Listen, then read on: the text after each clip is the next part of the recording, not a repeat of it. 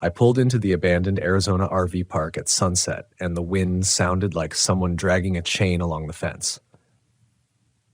My name's Caleb.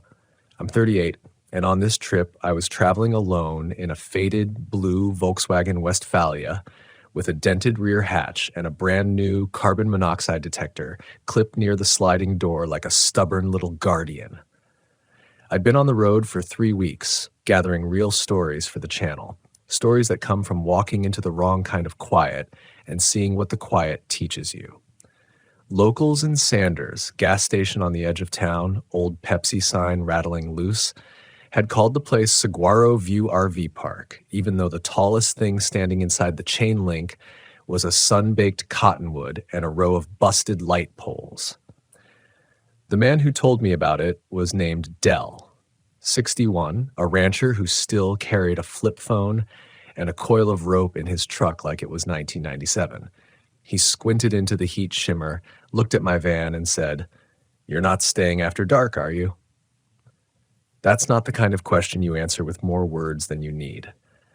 I told him I'd be quick. He was local. He shook his head. Quick is when folks forget the thing they needed most. That stuck with me the whole way down the frontage road, past the half-toppled billboards and the mile marker scored with knife initials. If you're listening to this for courage to go solo, hear me clearly. The first thing you bring into any campsite is your plan to leave. It's not fear. It's respect. I stopped the van outside the rusted gate and walked the perimeter with my headlamp off, letting my eyes adjust to the orange bleed of sunset. The gate had a broken padlock crusted with red dust and a hand-lettered sign cracked into scales, closed for repairs. The repairs never came. The asphalt inside was spidered with weeds and glass that glittered like it wanted to be water. A dozen concrete pads stretched away into the lot, each one with a dead post where hookups had once hummed. 2 white plastic lawn chairs sat side by side on pad 7, facing an empty view like a silent, stubborn marriage. The office stood at the back, next to a drained pool with a crooked 3-foot-deep sign. The pool air smelled like old coins and powdered chlorine that never fully leaves. Somewhere behind the cinder block bathhouse, a metal sheet clinked and clinked and clinked, wind tapping a rhythm you only hear in places that forgot the sound of conversation. When I finally pulled the van through, I did it slow. That's another rule I've learned from too many close calls. Arrive slow, leave fast. I parked nose out near the office, so if I had to throw it in gear in the dark, I wouldn't need a 3-point turn. The Westie ticked as it cooled. I killed the engine and listened. No highway hum, no coyotes yet, just the dry, almost oily sigh of desert wind threading wire. I stepped out and the heat rolled off the pavement like a living thing, that heavy breath of August in Arizona that makes the air taste of hot pennies and creosote. The silence in places like this is never empty. It's the weight of what used to happen. Vacation arguments over leveling blocks, radio static during a monsoon warning, a kid laughing because the pool made his skin smell like a hotel. You feel all that with your body before you think it with your mind. I set the chocks, cracked the windows, and popped the top. Inside, the little stove looked like it had a memory of coffee baked into it. I left the CO detector blinking its quiet green beat.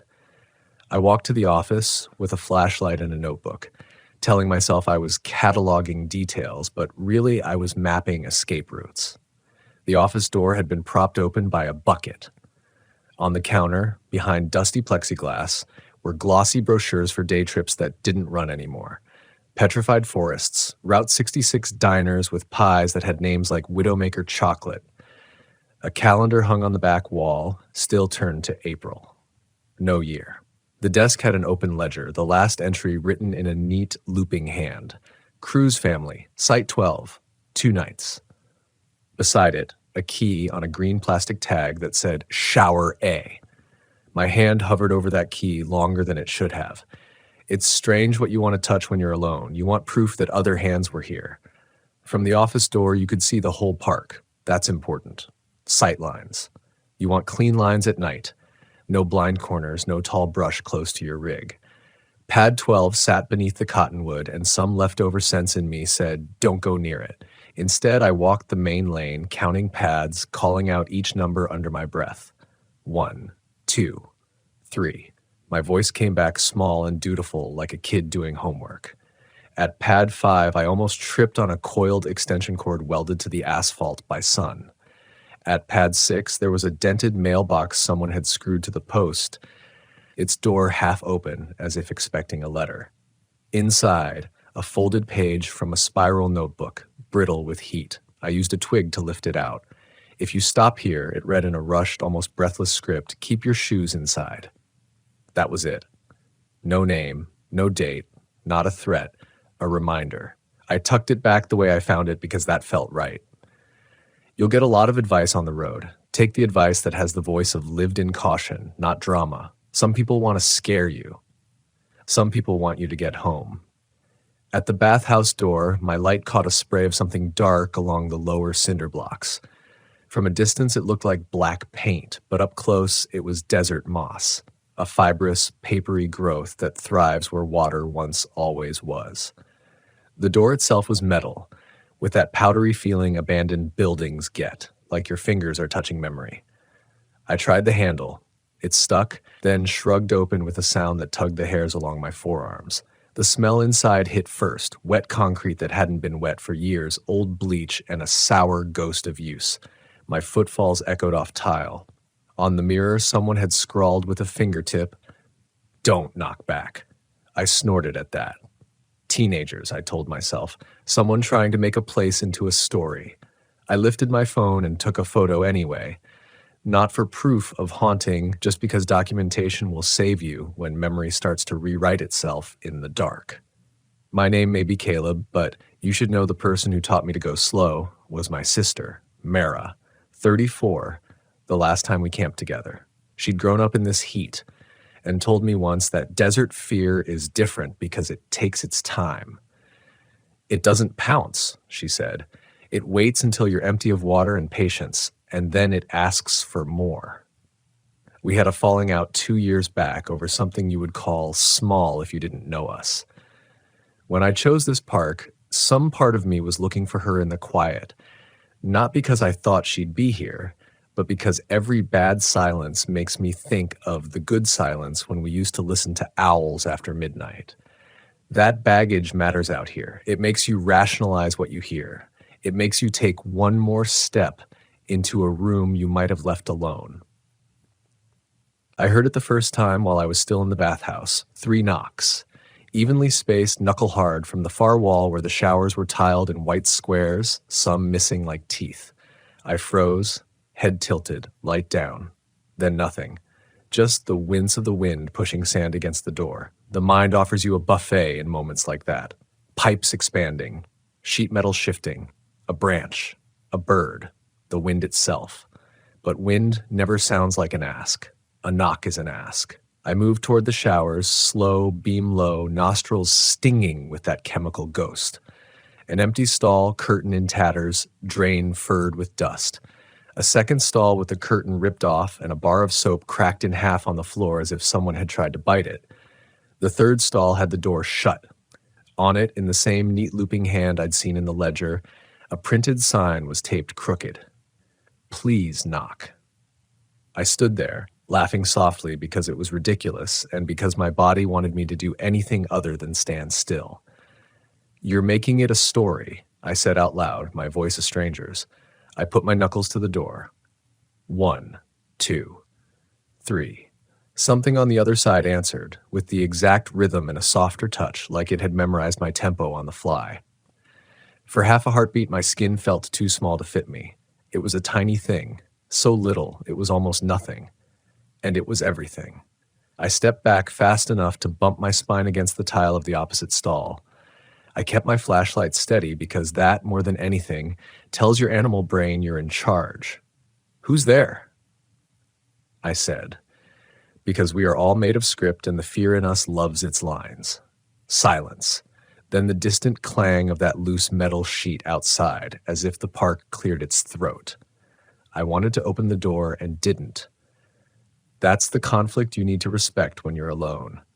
The part of you that needs to prove you weren't afraid versus the part of you that wants to live with your dumb heart beating. Here's what I did instead. I left. I backed out of the bathhouse without turning my back on the door, stepped into the last light of a sunset that had slipped behind the low mesa, and breathed big gulps of air that smelled like dust and the faint sweetness of creosote.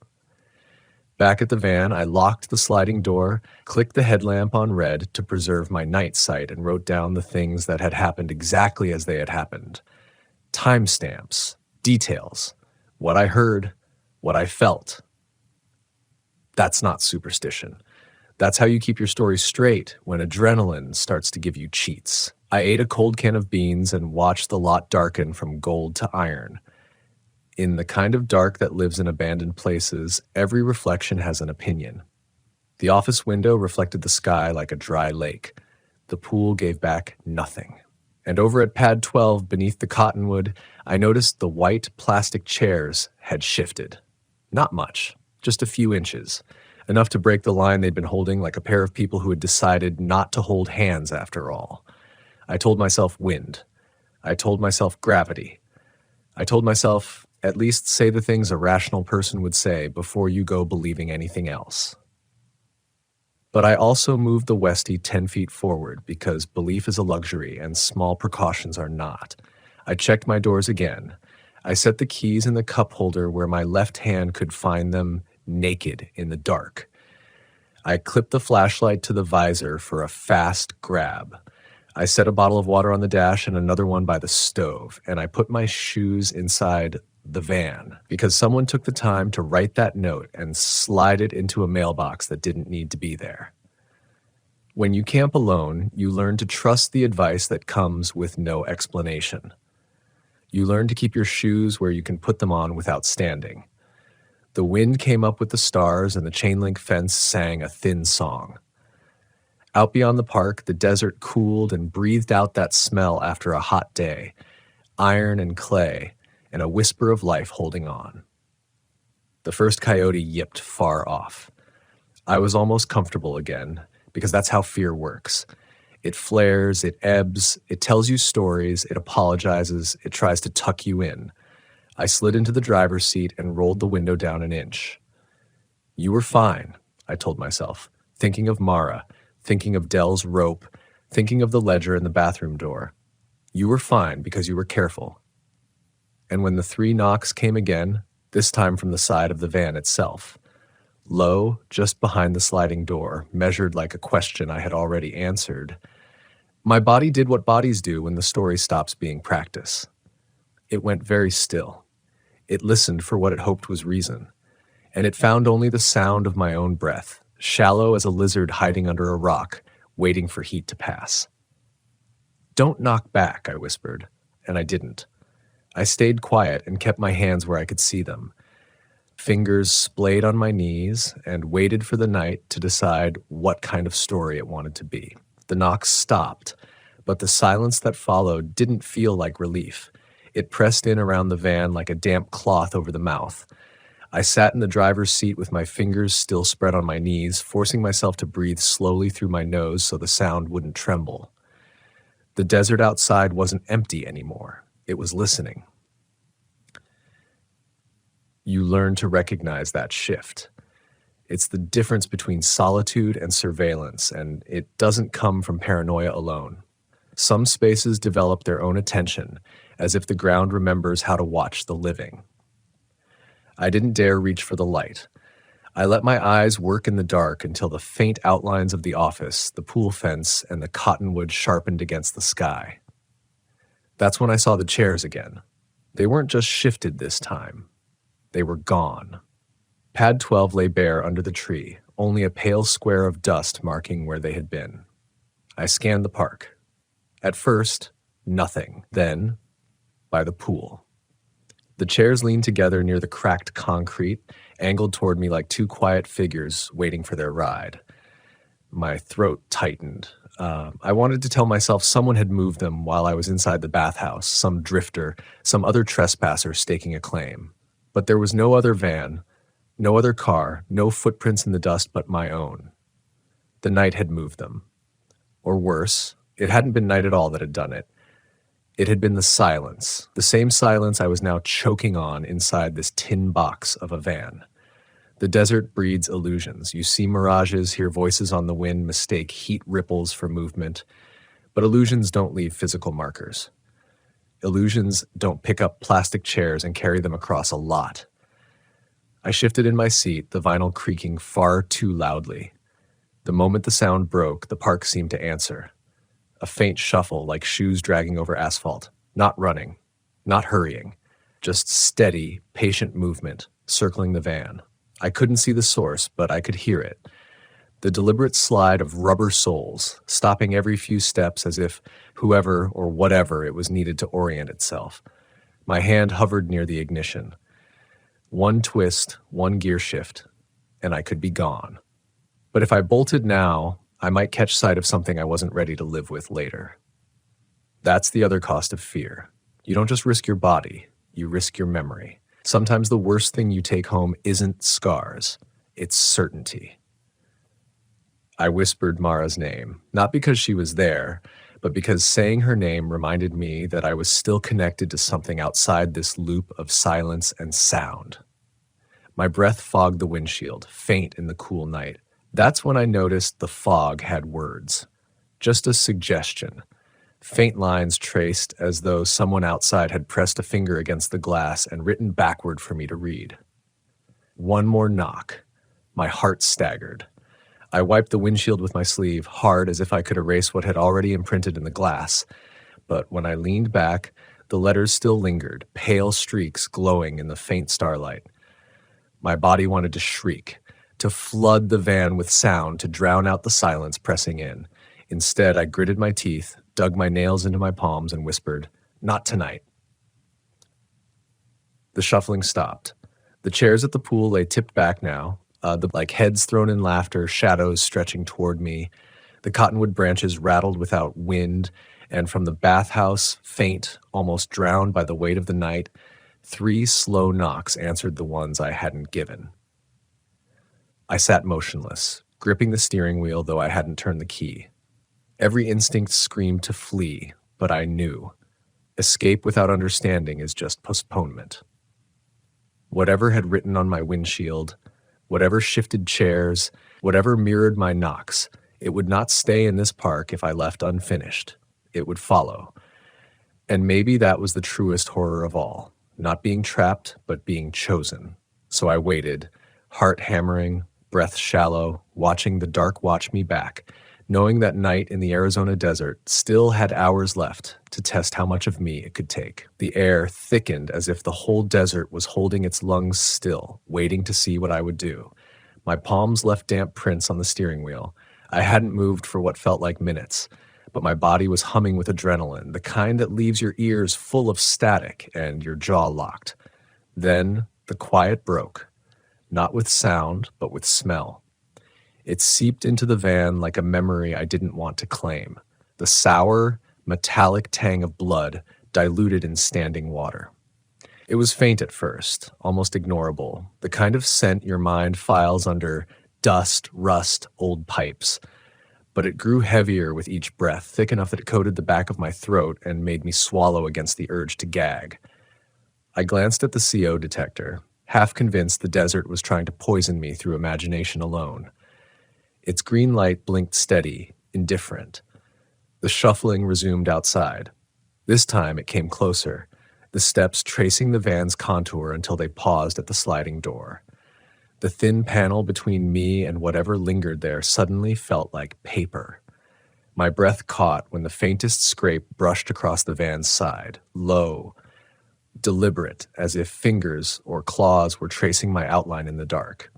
I didn't move, not even to shift my gaze, but my mind lit with pictures I didn't want. Pale hands pressing into the metal, faces leaning close to the glass, waiting for me to confirm I saw them. I thought about turning the key. I thought about headlights cutting the silence to shreds, about tires grinding across gravel, about freedom and speed. But another thought chained me. Headlights also illuminate what was hidden. If I left in light, I would see what was tracing my van. And once seen, It would live forever in the reel of my memory. Instead, I slid my hand to the passenger seat where my flashlight lay clipped to the visor. I held it, thumb hovering over the button, weapon and liability both. The silence pressed back at me.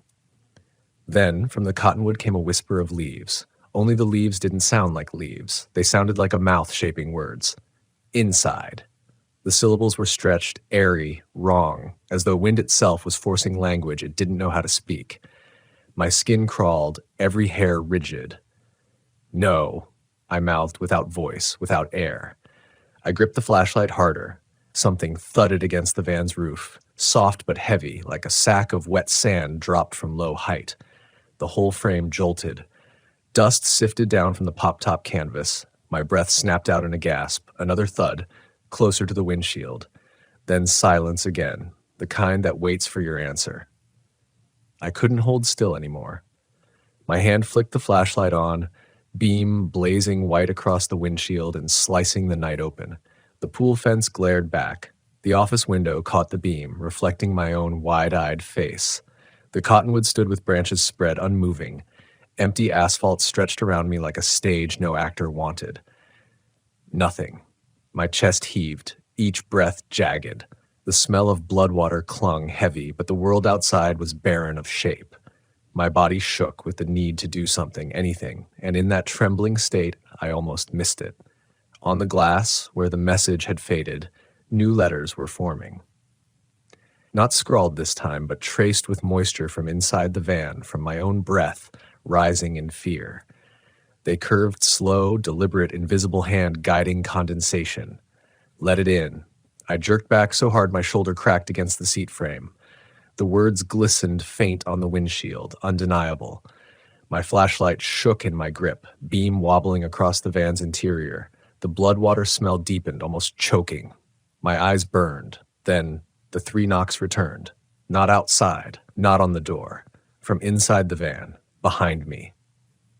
Every nerve in my body screamed. My skin crawled, my stomach lurched, and for one raw instant, I was certain that something sat in the dark corner of the pop-top, knees pulled to chest, waiting for me to turn and see. I couldn't move. My breath came shallow, my knuckles bone-white on the flashlight. The knocks came again from behind the kitchenette, slow and deliberate, hollow as if the cabinetry itself had been taught to mimic. My instinct told me to whip the light around. My instinct also told me not to give whatever was in that corner the dignity of recognition. That's the cruel balance fear keeps. You know you can't survive both choices, but you must choose. I chose escape. My hand slammed the key into ignition. The Westie coughed awake, engine rattling the silence into motion. I floored the gas, wheels shrieking over gravel as the van lunged forward. The headlights blazed, and in that instant, the pool chairs weren't by the pool anymore. They were in the middle of the lane, blocking the exit. I swerved hard, narrowly missing them, tires spitting rocks against the chain link. The van jolted as I tore down the cracked asphalt, office blurring past, bathhouse looming and gone, the gate yawning like a mouth ahead. The rattling sheet metal clanged one last metallic note as I burst through, chain link scraping the side mirror with a scream. Then I was on the frontage road, dust streaming behind me, headlights carving the desert open.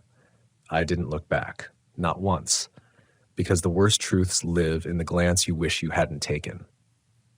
But even as I sped north toward Sanders, breath sawing in my chest, a final realization burned cold in me. The smell, that choking metallic water stink. It hadn't vanished when I cleared the park. It still clung inside the van, woven into the upholstery, thick on my clothes, as though whatever I had run from hadn't stayed behind, as though it had ridden with me, patient, invisible, ready to finish what it started when the desert grew silent again. And in the reflection of the windshield, as the yellow stripes whipped under my tires, the faint words still gleamed where no hand had written them. Let it in. The yellow stripes blurred under my headlights as if I were outrunning time itself. My grip on the wheel was tight enough that my knuckles stung, but I didn't loosen it.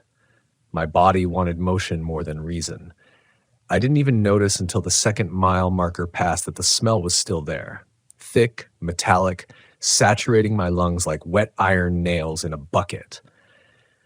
That's when the dread shifted into suspicion, sharp and personal, because it meant one of two things. Either the scent was buried so deep into the fabric of my van that escape was an illusion, or I hadn't escaped anything at all. The desert silence hadn't stayed behind. It had climbed inside with me. I cracked the driver's window wider, desperate for clean night air. The rush of wind filled the cab, bringing sagebrush and dust, but under it the smell clung, stubborn, as though it lived in my own breath. I coughed hard, choking it back, and when I glanced at the rearview mirror, my chest iced. The back seat wasn't empty. At first I told myself it was the pile of my duffel and a sleeping bag. But no, something sat upright, shadow-formed, shoulders hunched, head tilted too close to the ceiling. No features, no definition, just darker dark sitting where I knew there should be nothing. My heart jackhammered. My body screamed not to look again. But the human mind is a cruel machine. It wants confirmation, even when confirmation is poison. I flicked my eyes back to the mirror. This time the shadow was leaning forward, just slightly, enough that the shape of its face, a void where face should be, hovered in the dim glow of the dash. And that's when the windshield fogged again, letters forming with the rhythm of my own terrified breaths. You brought me. I nearly ran off the road. Tires spat gravel as I yanked the van back onto the lane. My throat seized. No, I rasped, voice raw. No, I didn't. You stay. The words died because there was no one to bargain with. I knew it. You don't negotiate with something that doesn't need your language. The radio, dead for weeks, crackled on. Not music, not static. Just 3 deliberate knocks across the speakers, rattling through the dashboard as though the park itself had phoned in. My skin lit with cold fire. I slammed the radio off, but the sound kept going, now from the glove box, from the cabinetry, from somewhere inside the pop-top canvas overhead. The whole van became an echo chamber, hollow wood and metal repeating the same signal. Knock, knock, knock. I swerved to the shoulder, gravel spitting, and killed the engine. Darkness swallowed me except for starlight bleeding through the windshield. I sat frozen, sweat streaming down my spine. The knocks died. The van was silent again. Too silent. That's when my phone buzzed. It lay face down in the cup holder. No signal had touched it since I'd left town, but the screen glowed, lighting my hand with a pale glow. I didn't want to pick it up. God help me, I didn't want to. But I did. The lock screen showed a new notification. 1 new photo saved. No number, no app, just that. My thumb shook as I opened the gallery. The newest image was of me, sitting in the driver's seat, right hand on the wheel, face pale in the glow of the dash. But I hadn't taken it. My phone had been sitting in the cup holder. And in the backseat of the photo, clear this time, was the shape leaning forward. A hollowed face, too wide, too close. No eyes, but sockets that drank the light. Its mouth was parted in something like a grin, though it stretched wrong, wider than bone allows. The phone slipped from my grip and clattered to the floor. I sucked air like a drowning man, chest locked. My body wanted to flee again, to hit the gas and not stop until the tank was empty. But a colder logic struck me. I could drive all night and all day, and if it was inside now, there'd be nowhere to run. That's when the headlights behind me appeared. In the mirror, 2 bright beams crested the rise of the frontage road. A truck by the height. I almost cried in relief, human presence, a tether back to reality. The lights grew closer too fast until they were searing white in the rear view. I blinked against the glare, lifted a hand to shield my eyes. The truck didn't pass. It stayed locked on my bumper, silent, engine unheard though the lights drowned me. Then my phone buzzed again on the floor. I didn't want to see, but I leaned down and grabbed it. Another notification. New contact added. Mara. I hadn't spoken to my sister in 2 years. My throat closed, eyes burning. I swiped it open with trembling hands. Her name sat there in my contacts, fresh, and a message blinked beneath it, unread. Let it drive. Behind me, the truck's lights flared brighter, white hot, filling the van like daylight. I couldn't see the road ahead anymore, just light and shadow and that smell of drowned blood thick in my lungs. And somewhere inside the van, closer than before, came one last knock. Not 3 this time, just one. A single patient rap, like the end of a sentence. I froze, caught between the wheel in my hands, the message on my screen, and the shadow leaning forward in the mirror waiting for me to obey. The knock reverberated inside my skull, small as it was. Just one sound, but it hollowed out the space around me like the pause before a gunshot. My breath shuddered, shallow, each inhale slicing my throat. The headlights behind me blazed hotter, white as a welder's torch, until the rearview mirror was nothing but light. I couldn't even see the road anymore, just the burning brightness pressing at my back. My instincts screamed at me to drive, but my hands wouldn't move. It felt like the wheel itself had locked, like the van was holding me in place. The silence between that one knock and whatever came next stretched so long I thought I might lose my mind. Then the phone vibrated again. I glanced down, desperate for something human, something to ground me. It was Mara's name, glowing on the cracked screen. An incoming call. I almost dropped it. My heart hammered hard enough to split my chest, but my thumb swiped anyway. Mara? My voice cracked. The line hissed, heavy static like wind tearing across a canyon. Then, faint beneath it, came her voice. Not warm, not familiar. Stretched and frayed like tape played too slow. You brought me. I choked. My hands yanked the wheel without thought. The van leapt forward as if I'd finally broken whatever spell held it. Gravel sprayed. Tires caught asphalt. I floored it, the engine whining high, van rattling like its bolts might shear free. Behind me, the white glare surged, chasing me, swallowing my taillights whole. Mara! I screamed into the phone. If that's you, tell me something real. Tell me. The voice on the other end laughed. Just once. Low and broken, like water bubbling through a clogged pipe. Then it cut off. Dead air. My stomach plummeted. That wasn't my sister. It had never been. The truck's lights surged closer until I swore I felt heat in the back of my neck. I jerked the wheel, swerving across the frontage road, praying for a turnoff, any dirt track, any salvation. That's when I saw the sign, a green highway placard catching the beam of my headlights. Exit 191, Saguaro View.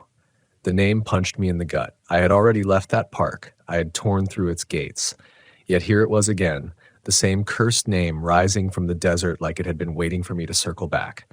The truck lights vanished. Just gone. 1 second searing bright, the next emptiness behind me. My chest heaved, relief flooding in shaky bursts, but it curdled quick. Because ahead, in my own headlights, something stood in the road. Not a truck.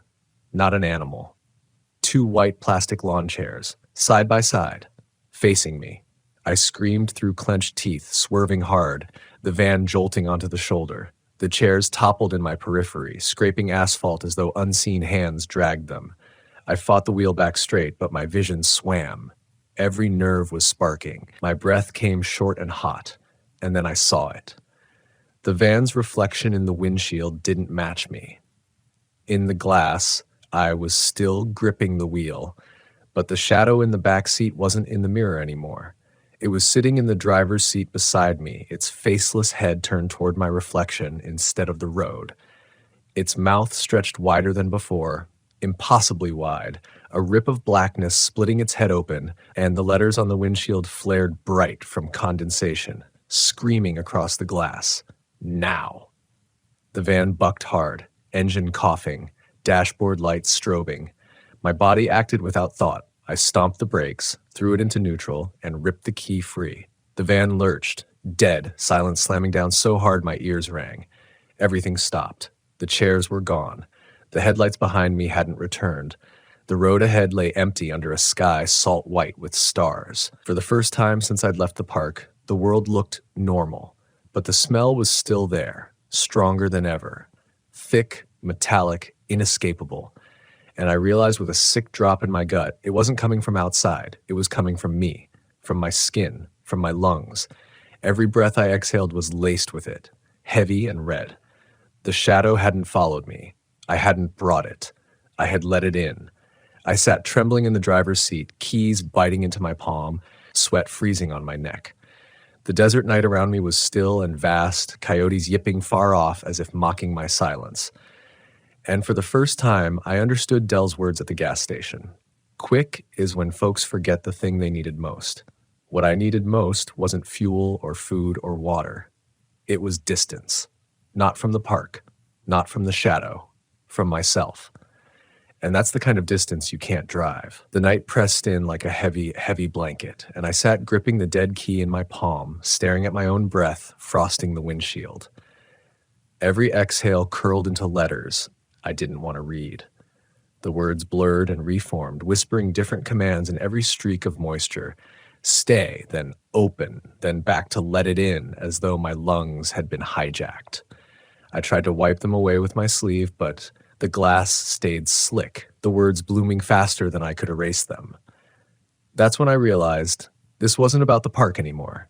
The asphalt I sat on, the frontage road, the van itself, none of it mattered.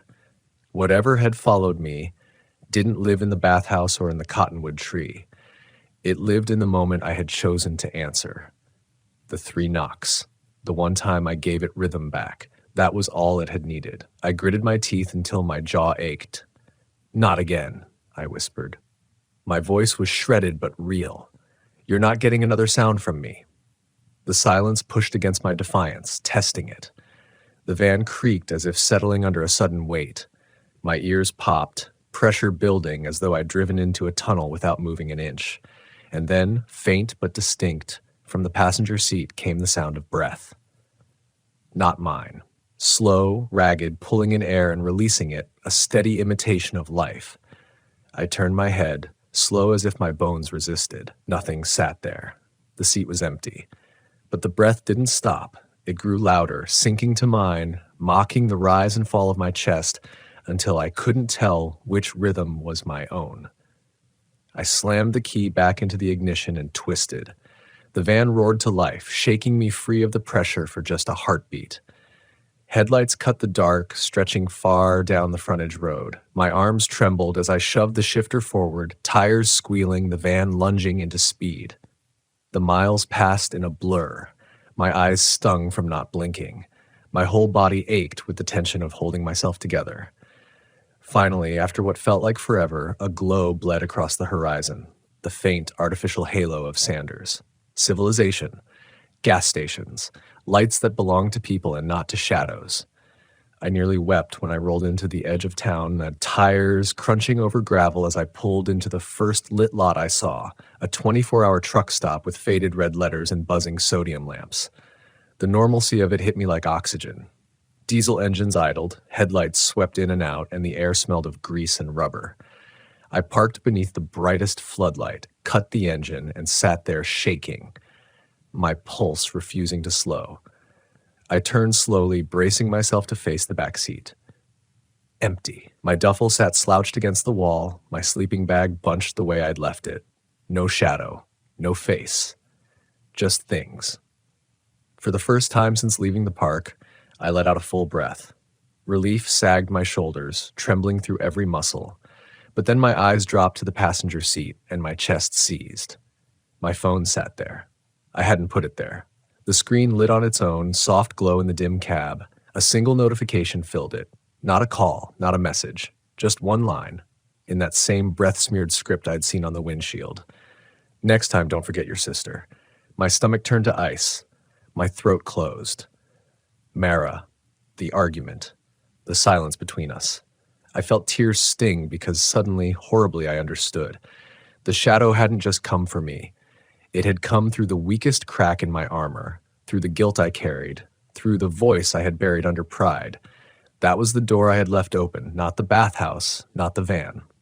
Me. I sat there with the screen glowing on my lap, feeling the desert silence coil inside me like a vine taking root. And I knew that no matter how many towns I passed through, no matter how many campsites I chose with perfect sightlines and quick exits, I would carry this with me. Because once you've let it in, whatever it is for you, it doesn't wait at abandoned parks. It waits in you. And every knock you hear after that, in every lonely campground, will never really be outside.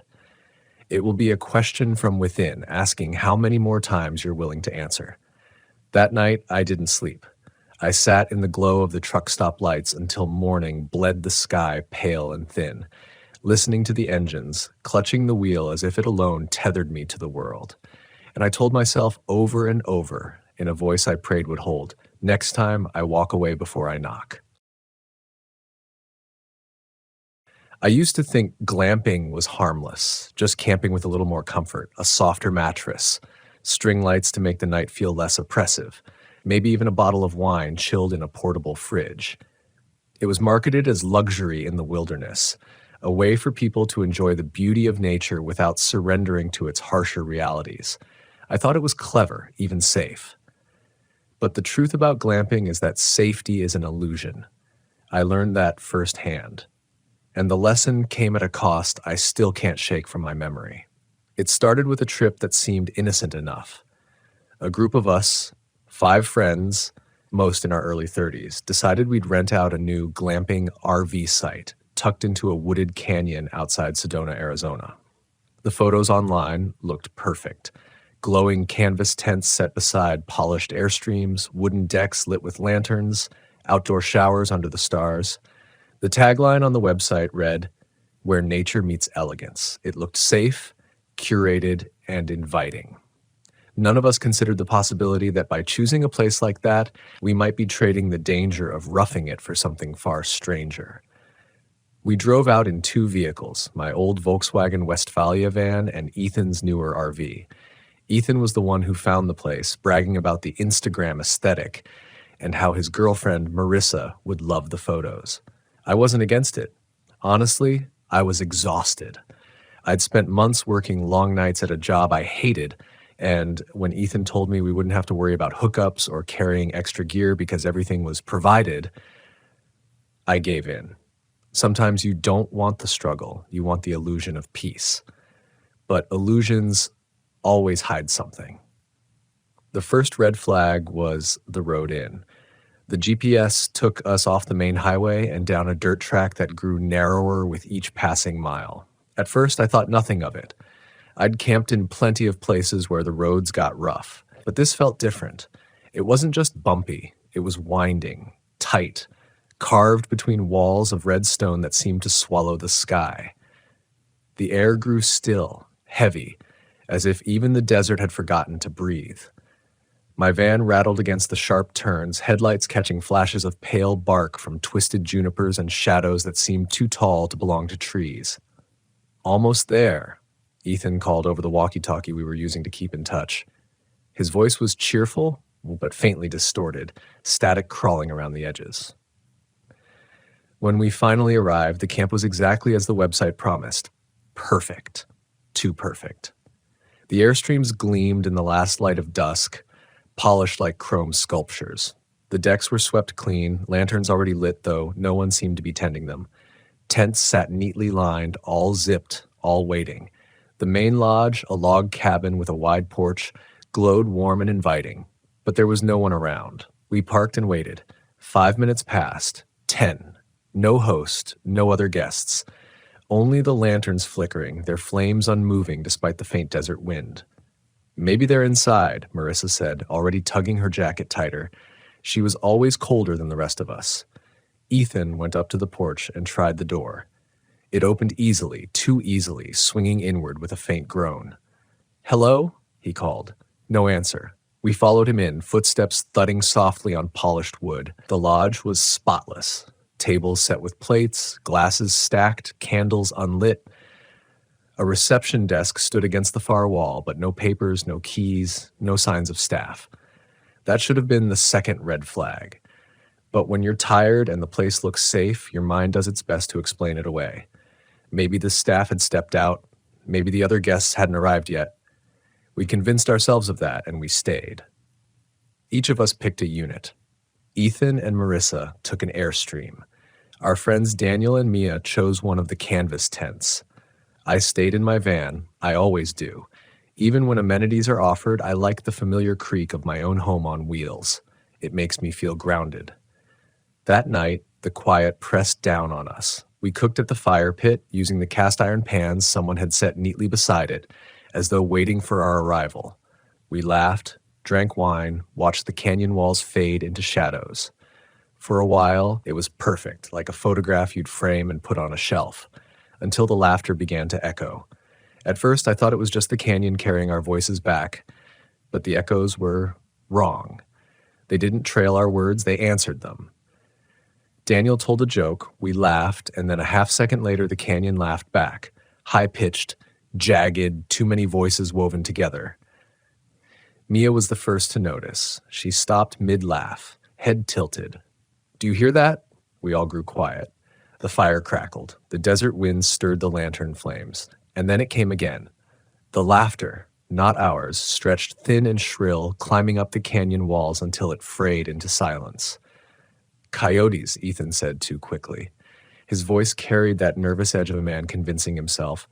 But I'd camped in enough deserts to know coyote howls. This wasn't that. This was something else. We should have left right then. Packed up, driven back down the narrow road before it got too late. But glamping sells the illusion of security, and we fell for it. We told ourselves it was just the canyon, just echoes. We forced the night back into its frame, forced ourselves to keep smiling, keep drinking, keep pretending. By midnight, everyone retreated to their units. I climbed into my van, locked the doors, and lay in the dark listening. The laughter didn't return, but something else did. At 2 a.m., I woke to the sound of footsteps, not animal footsteps, human, soft, deliberate, pacing outside my van. I held my breath, every muscle locked. The steps circled once, twice, then stopped at my door. A faint shadow shifted across the thin curtain. Someone was standing there, watching. I nearly called out, but something deep inside told me not to move, not to speak, not to acknowledge. I stayed still, heart pounding in my throat, until the shadow turned and drifted away. I didn't sleep again that night. In the morning, I expected everyone else to mention something, strange sounds, movement, anything, but when we gathered at the fire pit for coffee, no one spoke of it. Ethan was bright, too bright, pouring mugs for everyone. Marissa avoided my eyes. Daniel rubbed at his temples as though fighting a headache. And Mia just stared at the canyon walls, lips pressed tight. The camp was still empty, no staff, no other guests, just us. And yet, the lanterns had been refilled. The detail about the lanterns seemed small, almost unimportant at first glance. But to me, it meant everything. I'd watched those lanterns burn late into the night. By morning, they should have been dim or empty. Yet here they were, bright, steady, their reservoirs full of oil. Someone had refilled them while we slept.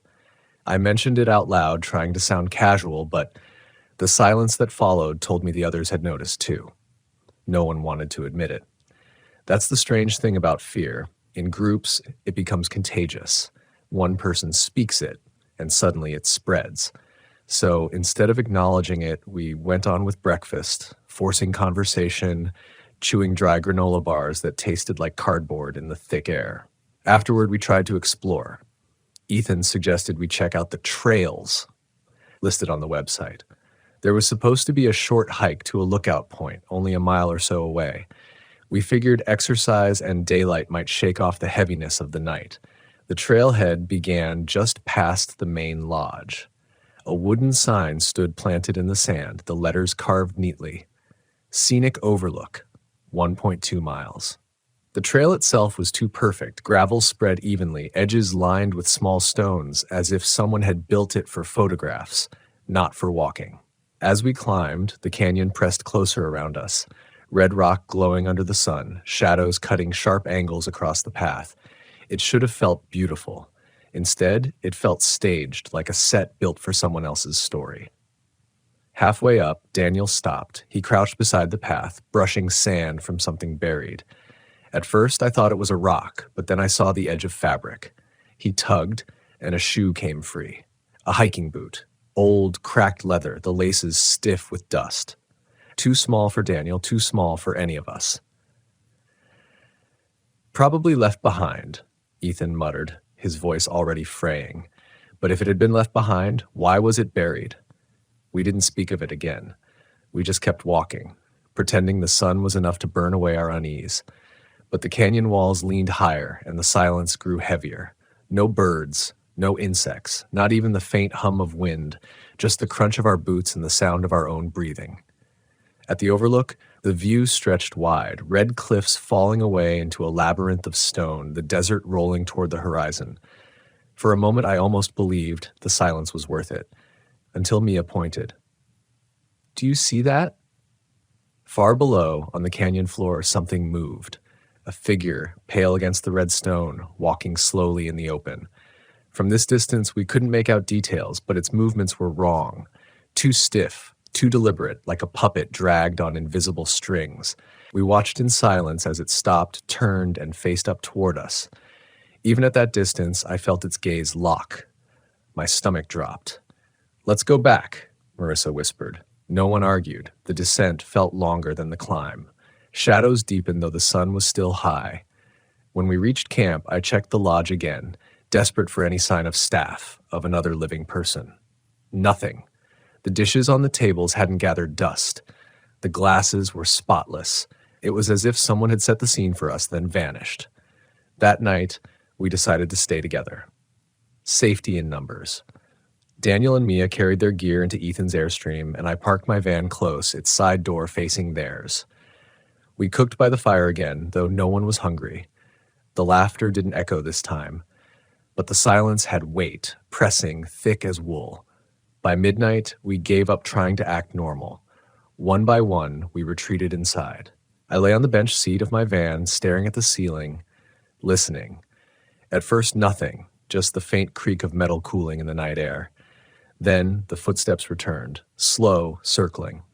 I froze, breath shallow. Through the curtain, I caught the faintest shift of shadow, tall, too tall, gliding past. I wanted to call out to wake the others, but something told me not to. The same instinct that had stopped me the night before. Recognition, maybe. That whatever stood outside wasn't a stranger. It was something else, something not meant to be acknowledged. The steps paused at Ethan's Airstream, a soft scrape like fingers brushing metal. Then silence. A moment later, the door of the Airstream creaked. I sat up fast, heart hammering, but before I could move, I heard it, Ethan's voice. Low, murmuring, almost like a conversation, but not words. Sounds, hums, whispers. I pressed closer to the glass, straining, but couldn't make it out. And then I realized Ethan wasn't awake. His voice was too soft, too slurred. He was answering in his sleep. The shadow lingered, listening. Then it drifted away, swallowed by the dark. I didn't sleep again. When the sun finally rose, Ethan came out looking pale, eyes hollow. He claimed he'd slept fine, but his hands shook as he poured coffee. Mia asked if he'd had bad dreams. He shrugged it off, but I caught him glance toward the canyon, jaw tight. That day, we tried again to shake it off, to act normal, but little things kept unraveling. The oil in the lanterns was always full. The paths around the camp showed footprints that didn't match ours, bare, long, etched deep in the sand. And the Airstream door, Ethan swore he locked it, but each morning it was open, just slightly. By the third night, dread had settled into me like a sickness. I told myself I'd sleep armed. I kept my flashlight in one hand, a hunting knife in the other, lying tense on my back. Hours passed in silence. No footsteps, no whispers, just the stillness of a desert holding its breath. Until my flashlight flickered. I hadn't touched it. It just stuttered once, twice, before steadying. And in that split second of dark, I heard it. A breath, not mine. Not outside, inside. I swung the beam fast, cutting across the van's walls, the floor, the ceiling. Nothing. Empty. But the air felt thick, damp, like someone had just exhaled beside my ear. I bolted out of the van, knife clutched tight, heart pounding. The night was silent. Too silent. I turned toward the Airstream. Its curtains twitched, though no wind stirred. That's when Mia screamed. It was sharp, strangled, ripped out of her throat. I sprinted before I even thought, slamming against the Airstream door. Ethan yanked it open from inside, eyes wide, face pale. "She's gone," he gasped. "She was right here. She's gone." Daniel was tearing apart the bed, pulling at sheets, shoving open cabinets. "She was next to me," he shouted. I turned over and his voice cracked. "She's not here." We searched every corner. Nothing. The Airstream was spotless, untouched. No sign of struggle, no footprints on the floor. just absence. Mia had vanished, and the lanterns outside, they burned brighter than ever. The silence after Mia's disappearance felt like the desert itself was mocking us. We stood outside the airstream, the 5 of us suddenly reduced to 4, our faces pale in the lantern glow. None of us spoke for several minutes. It was Ethan who finally broke, his voice hoarse and ragged. She didn't just walk out. Someone took her. Daniel spun toward him, eyes bloodshot, fists clenched. You think I didn't see?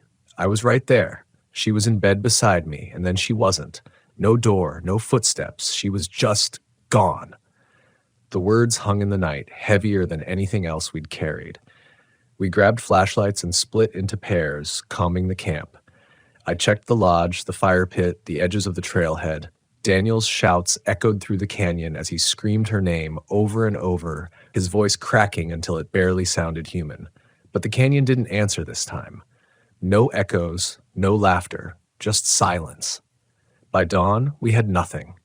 No footprints, no torn fabric, no sign of Mia. It was as if the desert had swallowed her whole. We gathered at the fire pit again, hollow-eyed. No one touched the food. Ethan paced, muttering about going to the authorities, but the reality was clear. The nearest ranger station was almost 2 hours away, and the narrow road we came in on was a nightmare to navigate in daylight, let alone panic-stricken in the dark. We leave now, Daniel insisted. His voice shook, but his eyes were steel. We pack up, we get out, and we don't stop until we're back on the highway. It sounded right. Rational. But when we started toward the vehicles, something stopped us cold. The road was gone. Where it had stretched the day before, winding back through the canyon, now there was only rock. Sheer stone rising where the dirt track had been. I blinked hard, certain it was just the angle of the sun, but no, the road had vanished, sealed by walls of red stone that hadn't been there yesterday. Marissa dropped her bag. This isn't possible, she whispered. But it was. We tried circling the camp, searching for another way out, but every path looped back. The canyon had closed in, sealing us like prey in a trap. By afternoon, the heat was brutal. Shadows crawled across the stone, stretching long and thin. Daniel sat with his back to the lodge, staring at the ground, silent for the first time since Mia vanished. Ethan kept pacing, chewing at his nails until they bled. Marissa leaned against me, trembling, her body ice-cold despite the sun. I kept thinking about the lanterns, always full, always burning. Who was tending them? Who wanted us here? That night, no one went inside. We built a massive fire, all of us sitting close, backs nearly touching, eyes darting into the dark. The canyon seemed to pulse around us, the shadows shifting like they were alive. At some point, Daniel stood. I can't sit here. His voice was low, flat. She's out there. I can't just sit. Before we could stop him, he grabbed a lantern and started toward the trail. Daniel, wait, I called, but he didn't. He walked fast, shoulders squared, disappearing into the dark. His lantern bobbed, smaller and smaller, until finally it was just a faint star against the canyon wall. And then, nothing. The light winked out. We waited, breathless, straining for the sound of his return. Minutes dragged, then hours. No footsteps, no voice, no Daniel. 2 gone. Marissa sobbed silently into her hands. Ethan cursed under his breath, kicking dirt at the fire, his bravado unraveling by the second. We have to leave, he muttered. I don't care if there's no road. I'll drive through the canyon walls if I have to. But I couldn't shake the feeling that leaving wasn't an option anymore. Sometime after midnight, the noises began again. Not laughter this time. Music. A faint melody, distant, weaving through the canyon. At first, I thought it was a trick of memory, the ghost of a song I'd heard long ago. But as it grew louder, I recognized it. A lullaby. Soft, slow, sung in a voice that wasn't human. The words were wrong, stretched, vowels pulled too long, consonants clipped like broken bones. But the tune, every one of us knew the tune. It was the same one Mia used to hum absent-mindedly when she cooked. Marissa covered her ears, rocking back and forth. Make it stop, she whispered. Ethan shouted into the canyon, his voice cracking. Where is she? What do you want from us? The lullaby answered with silence. I didn't sleep.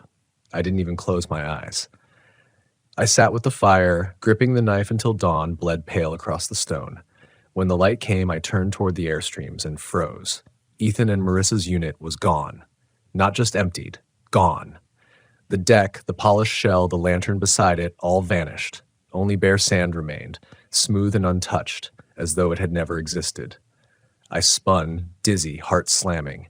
Ethan stood pale, trembling, staring at the empty space where his home had been. "They're erasing us," he said, voice hollow. It felt true. We spent the day in silence, too numb for words. Hunger gnawed at us, but none of us could eat. We drank water, rationing it, watching the canyon walls as if they might move. That night, Ethan begged me to let him sleep in the van. I agreed, though I knew it wouldn't matter. He curled against the bench seat, muttering in his dreams, sweat soaking his shirt, and then around midnight the van began to rock.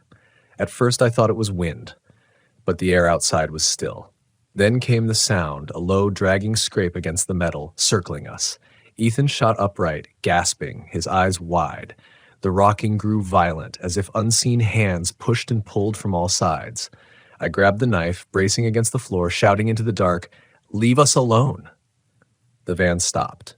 Silence. For one breath, I thought it was over. Then Ethan screamed. I turned, and he was gone. Not pulled, not dragged, just gone. 1 second he was beside me, eyes wide with terror, and the next the bench was empty, his blanket crumpled. I sat there, trembling, the knife slipping from my hand. My chest felt hollow, my mind blank. I was alone, and outside the lanterns burned brighter than ever. I don't know how long I sat there after Ethan vanished. My ears rang with the silence, the kind that doesn't comfort but smothers.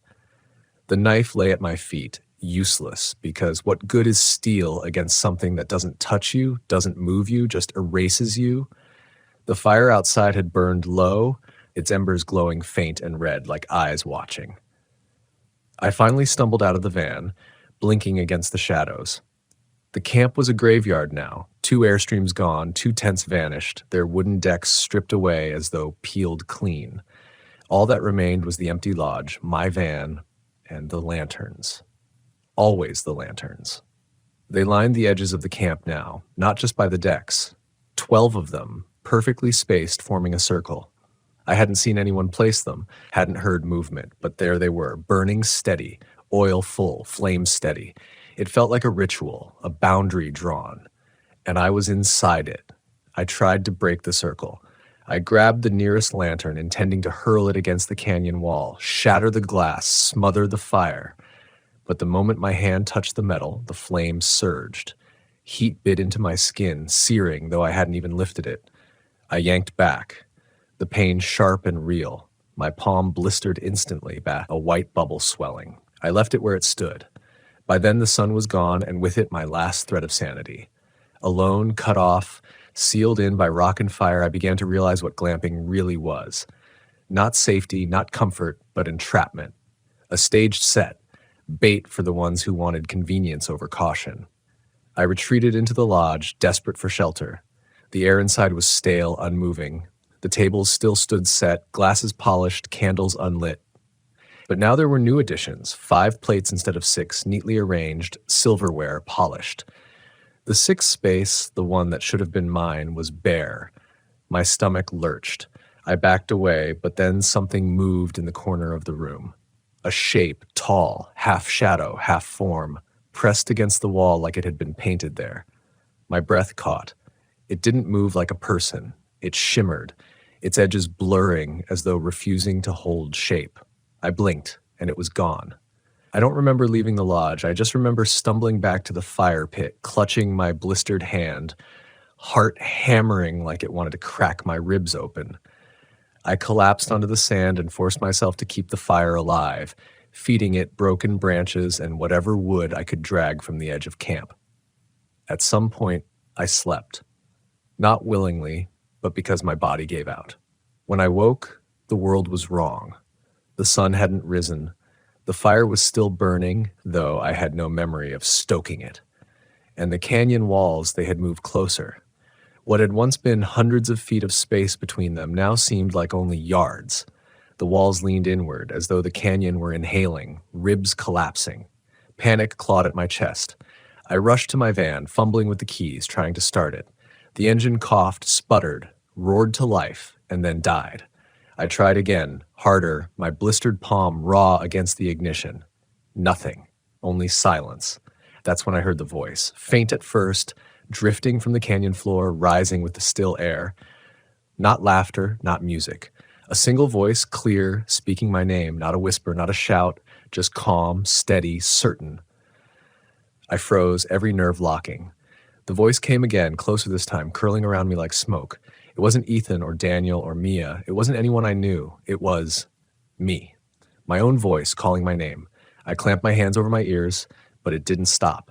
The sound wasn't just in the air, it was inside my head, crawling into the space behind my eyes, reverberating in my chest. I staggered from the van, tripping over the fire pit, sand grinding into my knees. "Stop!" I screamed into the canyon. "Stop it!" The voice obeyed, but the silence that followed was worse. That's when the lanterns flared. All 12 at once, flames leaping higher, casting long shadows that stretched and twisted across the sand. And in the space between those shadows, something moved. Figures. Dozens of them, tall and thin, their bodies bending unnaturally as if their bones didn't fit beneath their skin. Their faces, or what should have been faces, were smooth, pale, featureless. They flickered in and out like images caught between frames. Every time I blinked, they were closer. I stumbled back toward the lodge, clutching the knife, though it felt like a toy in my grip. The figures didn't chase. They didn't run. They only swayed, watching, the circle of lanterns holding me inside their gaze. Hours passed, or maybe minutes.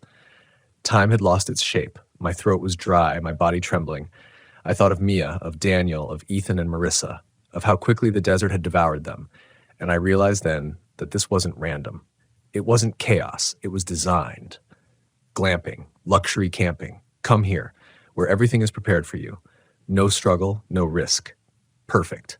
Too perfect. It wasn't for us, it was for them. A feeding ground. The lanterns flickered again, and I felt my knees buckle. The air thickened, pressing against my chest, forcing me to the ground. My vision blurred, edges darkening. And then, through the haze, I saw her. Mia. Standing just beyond the circle of light. Her hair hung loose, her eyes wide and empty, her body swaying like the figures behind her. She lifted her hand, slow, mechanical, pointing toward me. The figures shifted, their bodies angling with hers, their heads tilting in unison. I tried to crawl backward, my hands slipping in the sand, heart pounding so loud it drowned the silence. But Mia's mouth opened, and the voice that came out wasn't hers. It was mine. Stay. The lanterns roared, flames shooting high, white hot, and the world collapsed into light.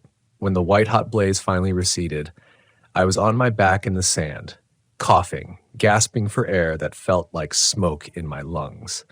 The lanterns had gone dim again, their flames calm, steady, as though nothing had happened. The circle still stood unbroken. The figures were gone, and so was Mia. But the words she spoke, my own voice echoing through her, still rattled inside my skull. Stay.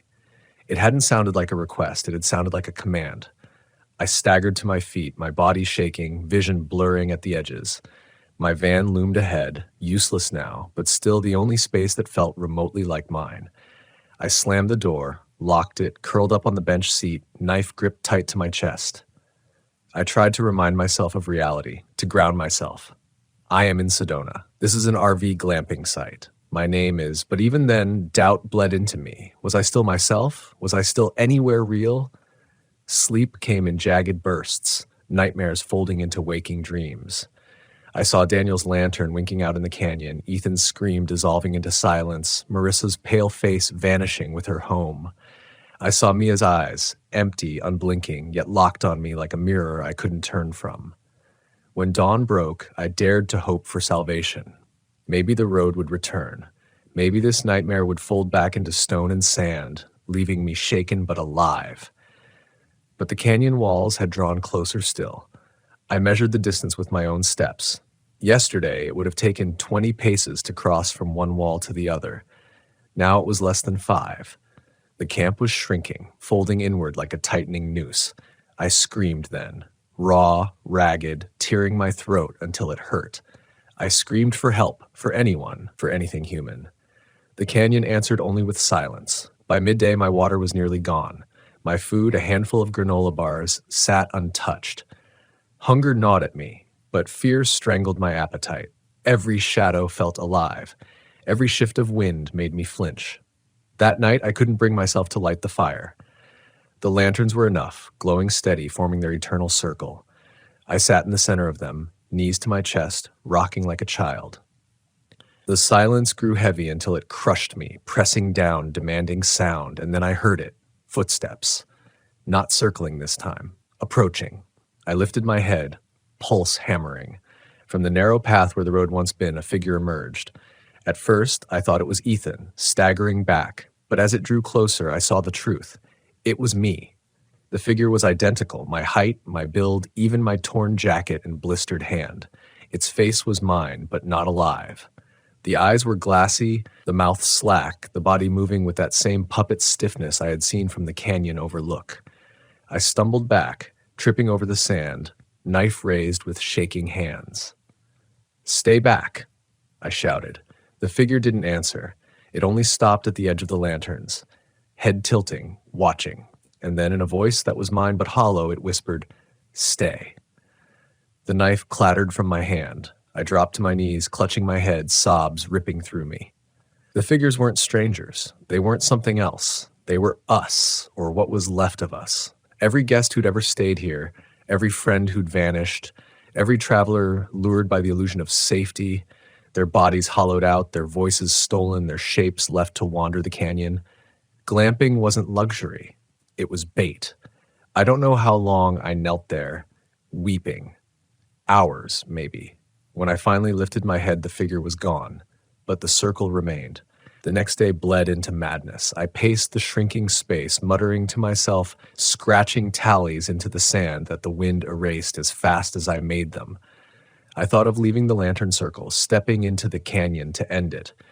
But each time I approached the edge, the heat surged, blisters rising on my skin before I could cross. I was trapped. Night fell again. The lullaby returned.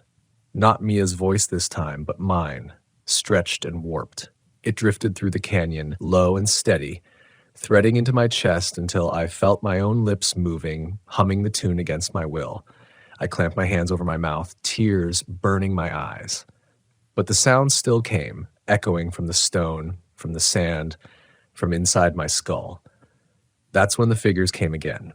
Dozens this time, ringed just beyond the lantern, swaying in rhythm with the song. And at their center, my own hollow reflection. It raised its hand and pointed at me. I screamed until my throat tore raw, but my scream was theirs too.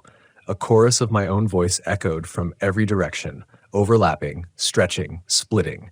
The lanterns flared. Light surged, and when it faded, my van was gone. I dropped to my knees, staring at the bare sand where it had stood. My last refuge erased. My last anchor to reality ripped away. Now it was only me and the circle. The loss of my van broke something in me. Until then, I'd clung to it as more than just a vehicle. It was a symbol of freedom, of control. My home, my safety net, my escape hatch. Seeing it gone, replaced by smooth, untouched sand, left me hollow. I screamed until my voice cracked, clawed at the earth until my nails bled, but nothing returned. And then I laughed, a dry, ragged sound that didn't feel like it belonged to me, because the truth hit with sudden, brutal clarity. I was never leaving. The canyon walls had drawn closer still, the space shrinking into something barely larger than a tennis court. The lodge loomed against one side like a stage prop, the lanterns circling tighter, their flames steady and bright. There was nowhere left to go. But the human instinct to fight doesn't die easily, even when you're certain you're already lost. I grabbed one of the wooden chairs from the lodge porch, dragged it into the circle, and smashed it against the ground until the legs splintered. My blistered hand screamed with pain, but I forced myself to keep going, shaping one leg into a crude spear. Wood against shadows. Pathetic, but it was something. That night, the figures returned. I was ready. They came like they always did, slipping into place just beyond the lanterns, their shapes shifting, swaying, mouths slack, eyes vacant. Dozens of them, maybe more. And once again, my own reflection stood at the center, its head tilted, watching me with glassy eyes. "Stay," it whispered. I gripped the spear and charged. I didn't think. I couldn't. My body moved with pure desperation, muscles screaming as I crossed the circle, plunging the sharpened wood into the chest of the figure that wore my face. For a heartbeat, I thought it worked.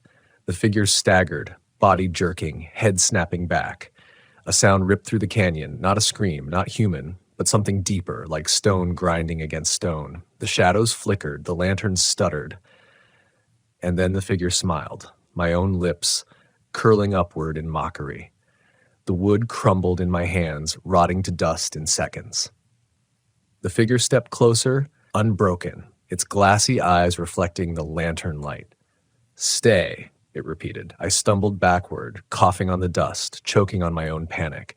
The lantern flames flared brighter, blinding me, and when my vision cleared, the figures were gone. Only the circle remained. I collapsed to the ground, sobbing into the sand. My weapon had meant nothing. My fight was meaningless. And worst of all, I realized they didn't need to kill me. They needed me to surrender, to stay. The canyon was patient. The next morning, I found the trailhead sign had changed. Where it once read Scenic Overlook, 1.2 miles, now it bore new words, carved neatly into the wood. Checkout, pending. My stomach lurched, my skin crawled. I couldn't stay inside the circle any longer, not with those words hanging over me like a noose. So I ran. I don't know why I thought it would work. Maybe because I couldn't stand stillness another second. Maybe because madness had eaten the part of me that once reasoned. I sprinted past the lanterns, through the heat, into the narrowing canyon. The stone walls towered closer than ever, scraping my shoulders as I squeezed through. My blistered feet slipped on loose gravel, my breath ragged in the stifling air. I ran until my legs gave out, until my chest burned like fire, and when I collapsed against the rock, gasping, I looked up and saw the camp, the lodge, the lantern circle. The fire pit. I had looped back. It didn't matter which direction I ran. The canyon always bent, folding me back to the same place, like a cruel maze designed with only one center. I dropped to my knees and laughed again, louder this time, hysterical, tears streaming down my face. The canyon was the trap. The glamping site wasn't built inside it. The site was the canyon, a staged illusion to draw us in, to keep us here, to wear us down until we became part of it. The sun began to set. I crawled back to the circle because there was nowhere else to go. The lanterns flared as I entered, welcoming me back. I curled into myself, rocking, whispering fragments of prayers I hadn't said since I was a child. When the figures came again, I didn't rise. I didn't fight. I watched them sway, dozens of glassy-eyed reflections, each one wearing a face I recognized. Ethan, Marissa, Daniel, and finally, me. They swayed closer this time, their bodies bending forward, their mouths opening, and all at once, every voice in unison whispered the same word, "Stay." The sound tore through me, vibrating my bones, flooding my chest. My teeth rattled, my skin burned, my vision blurred. I clutched my ears, but it didn't help. The word wasn't sound anymore. It was inside me, beneath my ribs, seeping into my veins. "Stay." I screamed, but my scream only joined theirs, layered into the chorus, 100 versions of my voice collapsing into one. The lanterns blazed white. The canyon walls closed tighter. And then I was gone. Gone isn't the right word. Not like death, not like vanishing. More like I was pulled inward, folded into a space too small for myself. I woke to silence so complete it felt physical, pressing against my ears. My body ached, my blistered hand throbbed, my throat burned raw, but I was still there, still inside the circle. Only now the lanterns had multiplied. Where once there were 12, there were dozens, maybe hundreds. Their flames flickered in concentric rings, stretching outward into infinity, carving the canyon into layers of glowing light. The figures swayed between them, their bodies flickering like candle smoke, and every single one wore my face, some younger, some older, some hollowed and thin, others bloated, distorted, ruined. versions of me from lifetimes I never lived. All of them swaying, whispering, lips moving in rhythm. Stay, stay, stay. I stumbled backward, my legs shaking. My heel caught on the fire pit, and I crashed into the sand. The whispers didn't stop. They grew louder until it was like being inside a hive of my own voice. No, I shouted, the sound tearing from me. I'm not staying. Do you hear me? I'm not. But even as I said it, I felt the truth pressing in. Because staying didn't mean choice. It meant inevitability. This place was built to absorb, to take. The lodge door creaked open behind me. I spun, knife forgotten in the sand, heart lurching. The door yawned wide, lantern lights spilling across the polished floor. For the first time since arriving, the inside wasn't empty. I saw a table. 6 chairs, 5 filled. Ethan, Marissa, Daniel, Mia, and me.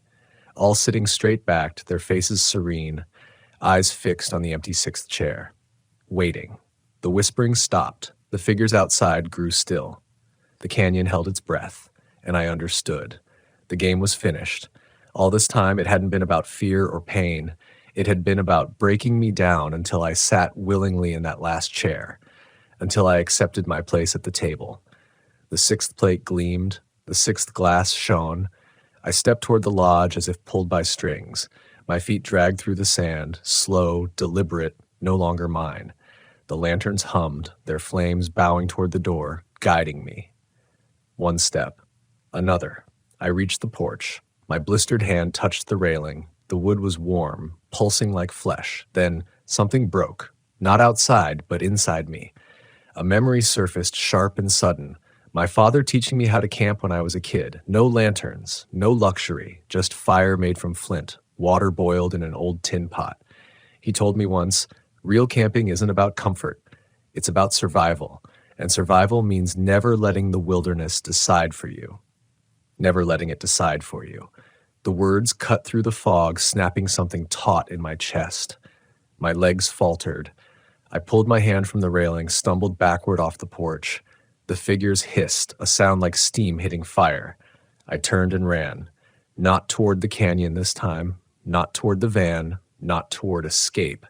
I ran straight into the lanterns. The heat seared instantly, burning my skin, blinding me with light. But I forced myself through, one arm raised against the fire, teeth clenched against the pain. My jacket ignited, flames crawling up the fabric, but I tore it off and kept moving. And then I was outside the circle. The figures shrieked, their bodies warped, stretching tall, collapsing thin, their mouths gaping wide. The canyon trembled, stone cracking, sand shifting underfoot. The lanterns flared white hot, their glass shattering one by one. I ran blind into the canyon, the air choking with smoke, or my lungs screaming. The walls loomed impossibly close, but I shoved between them, skin tearing against the rock, blood slicking my arms. I didn't stop. I couldn't. Behind me, the voices roared in unison, 1,000 versions of myself screaming the word, stay. I stumbled, fell, dragged myself back up. My vision tunneled, my body failing, but the stone ahead began to thin. Light, real light, bled through the cracks. I burst forward, throwing myself into it, lungs ripping with one final scream, and then silence. When I opened my eyes, I was on the side of the highway. My knees scraped, my palms raw, my body trembling with exhaustion. Cars rushed past in the fading light of evening. The canyon was gone. No lodge, no lanterns, no figures, just empty desert stretching under the Arizona sky. I staggered to my feet, disoriented, dizzy. My van wasn't there. None of the others were. Just me. Alone. I walked for what felt like hours until a trucker finally pulled over, offered me water, asked if I was all right. I nodded, though I didn't believe the word anymore, because when I glanced at the reflection in his window, it wasn't me staring back. It was hollow.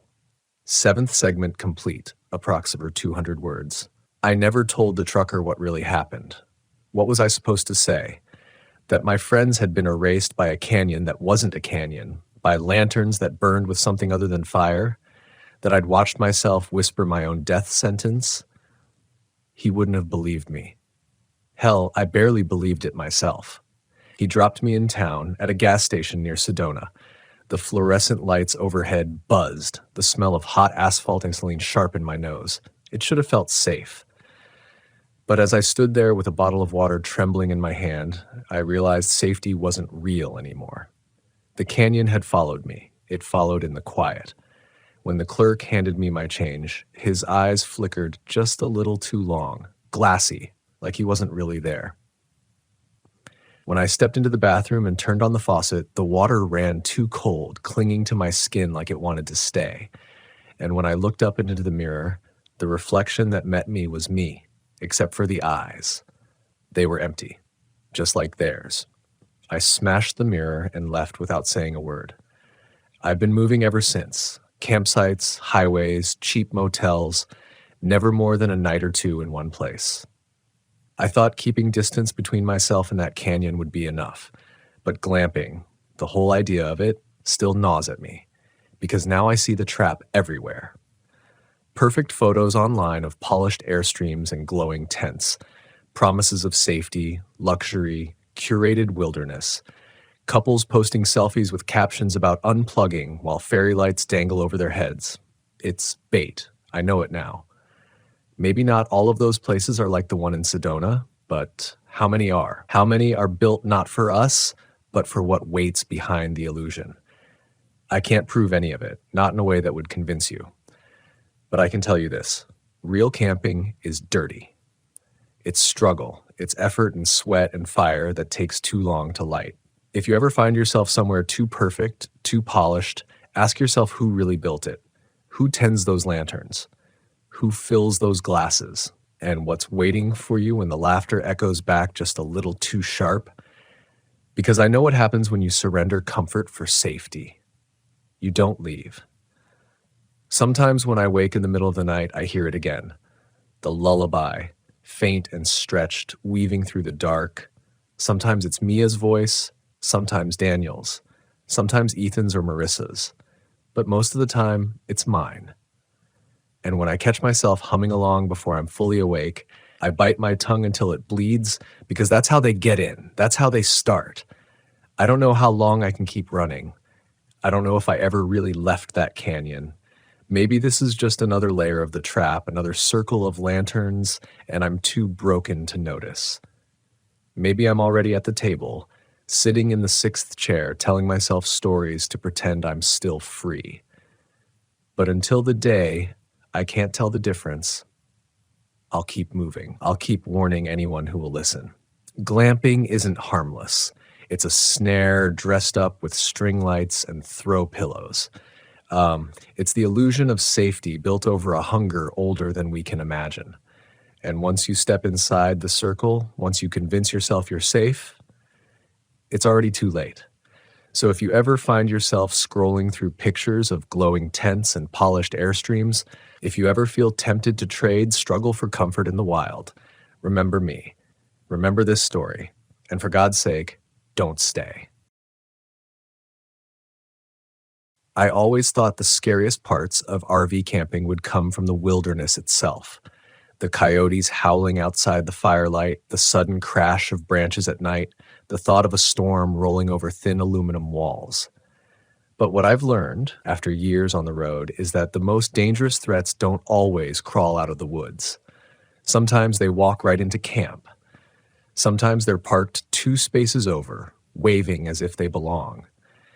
And sometimes they've been waiting for someone like you to show up, trusting, tired, looking for a place to sleep. The first time I realized RV parks weren't as safe as they appeared, I was 32. My wife and I had pulled into a mid-sized campground off Interstate 10 in New Mexico. It was nothing special, 20 or 30 gravel lots lined with hookups, a cinder block bathhouse, a faded sign that said family friendly. The kind of place you pull into when daylight is running low, where the neon vacancy sign blinks like a small mercy after 10 hours on the road. The manager was an older man in a trucker hat who gave us a discount for paying cash. He smiled, called me sir, and warned us to keep our valuables locked up. At the time, I thought he meant coyotes or teenagers. I had no idea how literal he was being. That night, I woke to a sound I still can't forget. It was the faint squeak of our RV's back step, the one that always creaked when you shifted your weight. My first thought was that maybe the wind had caught it. My second thought, colder and sharper, was that someone was standing outside. I held my breath, straining my ears, and there it was again, the metal groan of weight pressing down. My wife stirred beside me. "What is it?" she whispered, groggy. I didn't answer. Instead, I eased up, careful not to rattle the blinds, and peeked through the side window. At first, all I saw was darkness and the faint glow of another RV's porch light across the gravel lane. Then, just at the edge of that spill of yellow, I caught the curve of a shoulder. Someone was crouched near our storage hatch, their head bent like they were working a lock. Fear does strange things to your body. My heart was slamming against my ribs, but my mind was already bargaining, already rationalizing. Maybe it was a neighbor looking for their dog. Maybe the manager had sent someone to check the hookups. But then I saw the glint of a crowbar in their hand, the way they jammed it under the latch and pried. I whispered for my wife to call 911, but we were miles from the nearest town. Reception bars blinked in and out, and every second stretched like a wire pulled too tight. I slid my boots on, grabbed the heavy flashlight I kept by the door, and stepped out before I could lose my nerve. The gravel crunched under me, and the figure jerked upright. For a split second, we locked eyes, his face shadowed by a hoodie, his mouth twisted in something that wasn't surprise so much as irritation, like I'd interrupted him. Then he bolted. He sprinted across the lot, crowbar still in hand, and disappeared between the rows of parked rigs. The manager found him half an hour later, hiding near the dumpsters. Said it wasn't the first time. Said the man had been caught before, breaking into RVs while the owners slept, looking for cash, prescription bottles, even food. He had a knife on him too. That detail hit me harder than the crowbar. The idea that if I'd opened the door 2 minutes earlier, I might have walked straight into a blade. That night changed the way I looked at campgrounds. It stripped away the illusion that an RV park was a bubble of safety just because there were hookups and a playground. The truth is, crime follows people wherever they go, and RV parks are no exception. Years later, I met a couple in Arizona who had a worse story. Their names were Ray and Linda, full-timers in their late 50s who'd been on the road long before I ever bought my rig. We were sharing beers by the fire one night when the talk turned to break-ins, and Linda went quiet. She told us about the night she woke to the sound of their trailer door swinging open. At first, she thought Ray had gone out, maybe restless from the heat. But when she called his name, he answered from the bed beside her. By the time Ray grabbed a flashlight, the intruder was already inside. A skinny man in a torn denim jacket, eyes darting wild, the unmistakable chemical smell of meth pouring off him. He didn't speak at first, just stood there, breathing heavy, like he couldn't decide what to do.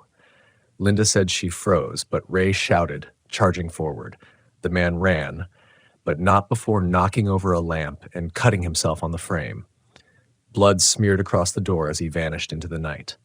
They called the sheriff, but by the time deputies arrived, the man was long gone. For weeks afterward, Linda said she couldn't sleep unless every window was latched and every blind drawn. She kept replaying the sight of that silhouette in the doorway, the knowledge that he could have done anything if he'd been desperate enough, if he'd been carrying more than bare hands. That's the part most people don't realize about RV park crime. It isn't just theft. It isn't just a few dollars missing from a glove box. It's the vulnerability of knowing that while you sleep, your walls are thin, your locks are simple, and someone desperate enough could pry their way inside. Out in the wild, you expect to face nature.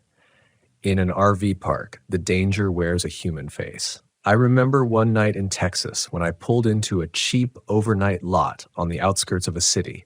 I was tired, too tired to keep driving, and the place was half empty, just a row of battered rigs and a flickering floodlight by the office. The manager barely looked up from his phone as he handed me the key card for the gate. "Don't leave anything outside," he muttered. "We've had problems." I should have taken the hint. I should have turned around, but exhaustion has a way of dulling instinct. That night, I heard shouting outside, Angry voices, male and female, punctuated by the sound of something breaking. I stayed inside, heart pounding, until the noise finally trailed off. In the morning, I saw the aftermath. An RV 2 spots over had its door hanging off the hinges, splintered wood scattered across the gravel. The couple who owned it were gone. So was their truck. No one knew if they'd left on their own or been forced. No one wanted to talk about it, not even the manager. The silence in that park felt heavier than anything I've carried since. I left before noon, driving fast as if putting miles behind me could erase the image. But it never does. Once you've seen the other side of RV living, the side that doesn't make brochures or Instagram feeds, you start to recognize the patterns. The 2 dark lots with broken lights, the strangers who circle slow, eyeing rigs instead of waving, the way rumors spread among full-timers whispered like campfire warnings. Don't stop there. Don't trust him. Lock your doors. And yet, we keep traveling. Because the road calls. Because freedom has a price. Because for every danger, there's still the beauty of waking up by a mountain lake or watching dawn spill across desert stone. But we carry the stories with us too. The warnings carved not into wood, but into memory. I kept telling myself that the danger was isolated, that crime was the exception, not the rule. But when you're on the road long enough, the stories pile up. Some come from locals, some from fellow travelers, and some from what you see with your own eyes. And each one chips away at the illusion of safety that RV parks try to sell.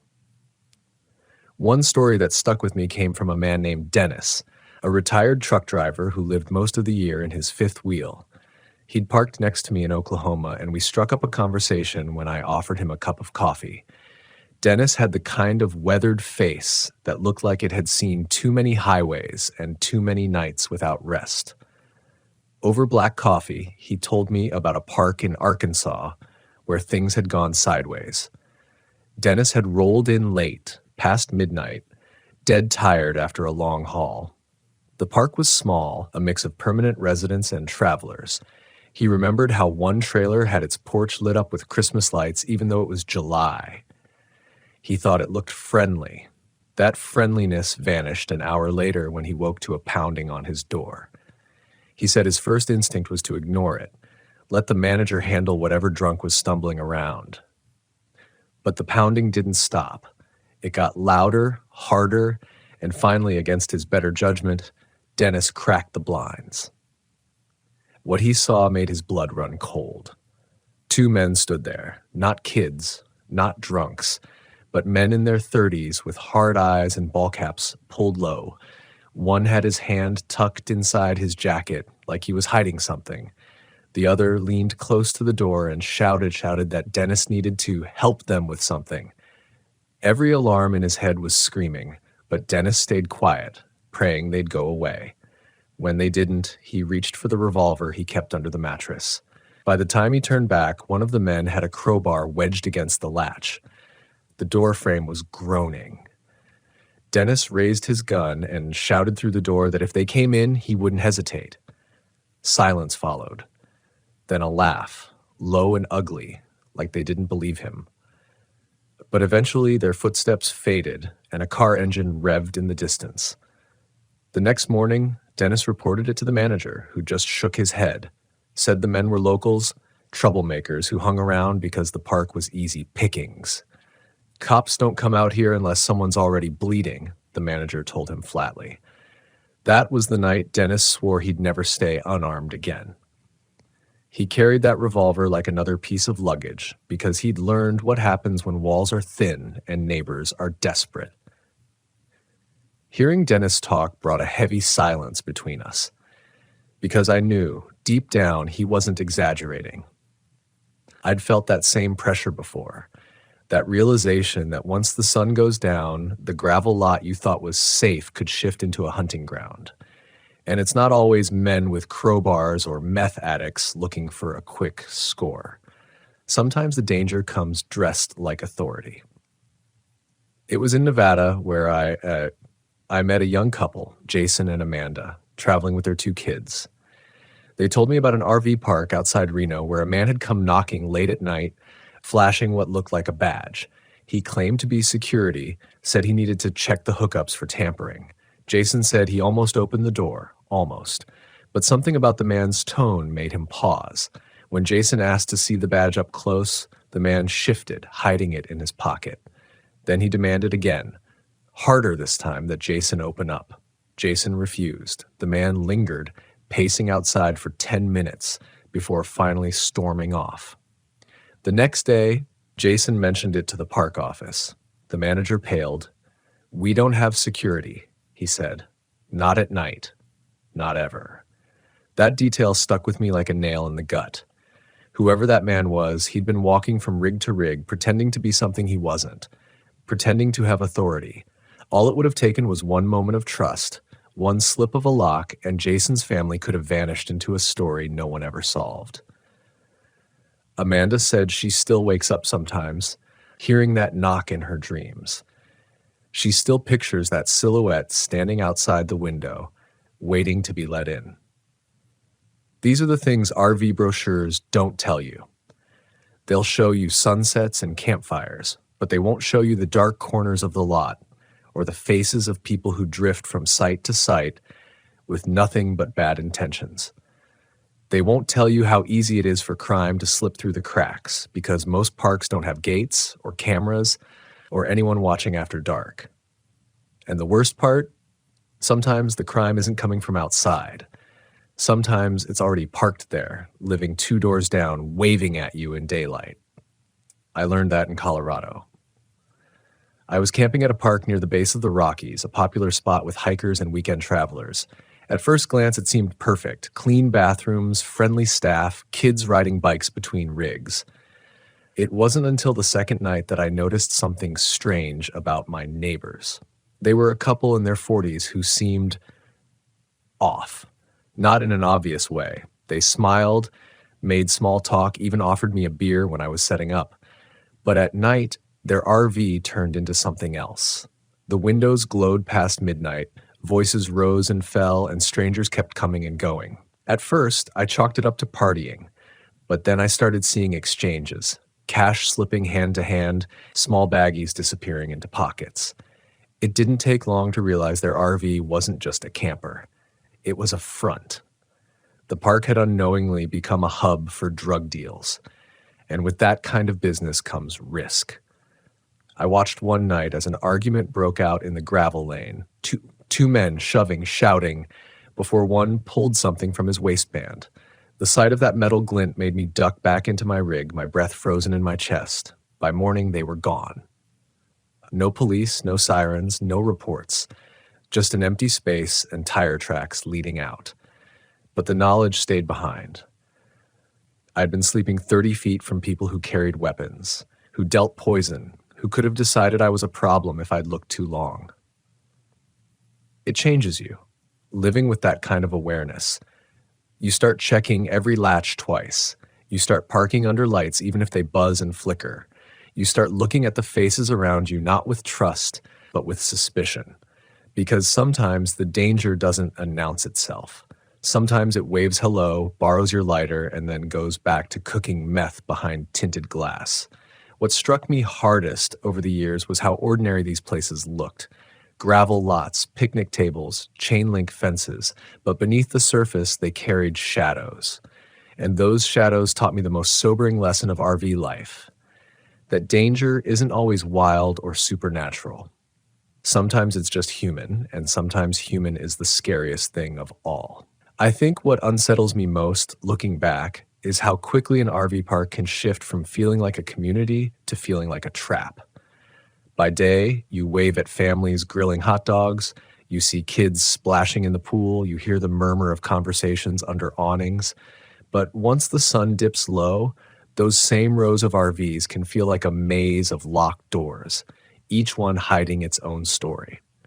And you never quite know which stories are safe to brush against. One of the darkest stories I heard came from a man named Victor, a Navy veteran who lived full-time on the road. We shared a fire in Utah, the desert wind hissing through the sage, when he told me about the night he stumbled into something he wasn't supposed to see. It happened in a small RV park outside of Salt Lake. He'd parked for just one night, bone tired from driving. Around midnight, his dog started barking at the door. At first, he figured it was a raccoon, but when he stepped outside to check, he noticed movement near the far end of the lot. Two men were dragging something heavy into the back of a van. At first, Victor thought it was just equipment, camping gear, maybe a generator. But then he saw the shape of an arm fall loose, pale in the moonlight, before one of the men shoved it back under a tarp. Victor froze. He told me his instincts screamed to turn back, close the door, pretend he hadn't seen. But curiosity, or maybe duty, kept him still. The men wrestled the bundle into the van, slammed the doors, and drove off into the night. The next morning, he asked the park manager if anyone had left overnight. The manager shrugged. "People come and go all the time," he said. Victor reported what he'd seen to local authorities, but by the time anyone followed up, there was no record of who had checked in, no cameras, no license plate numbers. For months, Victor said he couldn't shake the image of that limp arm. He wondered if he could have done more, if maybe someone's life could have been saved. Or maybe, he admitted with a haunted look, maybe it was better he hadn't intervened.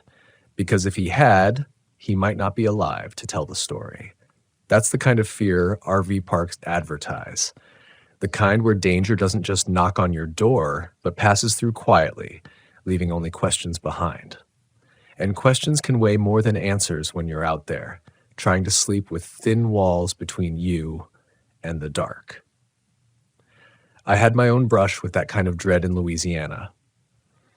I'd parked at a small riverside campground, the kind where half the lots were filled with long-term residents. My spot was near the back, under a leaning oak tree. At dusk, I noticed a group of men hanging around an old camper 3 sites over. They weren't camping. No chairs, no fire, no cooking. Just standing there, talking low, their eyes cutting toward me now and then. I tried to ignore it, went inside, made some coffee. But as the night dragged on, I heard footsteps crunching gravel outside my rig. Once, twice, 3 times. I peeked through the blinds and caught the glow of a cigarette ember floating in the dark, too close to my door. Around midnight, I heard a soft knock. Just one. Then silence. I sat frozen, every muscle screaming to stay quiet. My hand hovered over the flashlight, but I didn't move. 10 minutes later, another knock. This one louder, sharper, followed by muffled laughter. I didn't open the door. I didn't even breathe. Eventually, they walked away, their voices fading toward the old camper. But I didn't sleep that night. At dawn, I pulled out, gravel spitting under my tires, my eyes flicking to the rearview mirror until the park disappeared behind me. Later, I found out that the park had a reputation. Drug activity, thefts, even an assault or two. Locals avoided it. But there I'd been, alone in my rig, thinking it was just another riverside stop. That was when it hit me hardest. How little it takes to stumble into the wrong place at the wrong time. And once you're there, you don't always get a second chance. Another couple I met in Montana had a story that cut even deeper. Their names were Paul and Marcy, retirees who dreamed of traveling after selling their house. They were sweet people, always smiling, always eager to share food with neighbors. But their eyes darkened when they told me about the night they learned that not all campers are what they seem. They'd stopped at a busy park near Billings, the kind filled with weekenders. They struck up a conversation with a younger man parked next to them, a solo traveler who claimed to be hiking through the area. He was friendly enough, maybe too friendly, asking a lot of questions about their rig, their route, how long they planned to stay. That night, while they slept, someone tried to break into their RV. The sound of the door handle jiggling woke Paul, who shot upright just in time to see the same young man's face at the window. Paul yelled, and the man bolted. By the time security arrived, he was gone.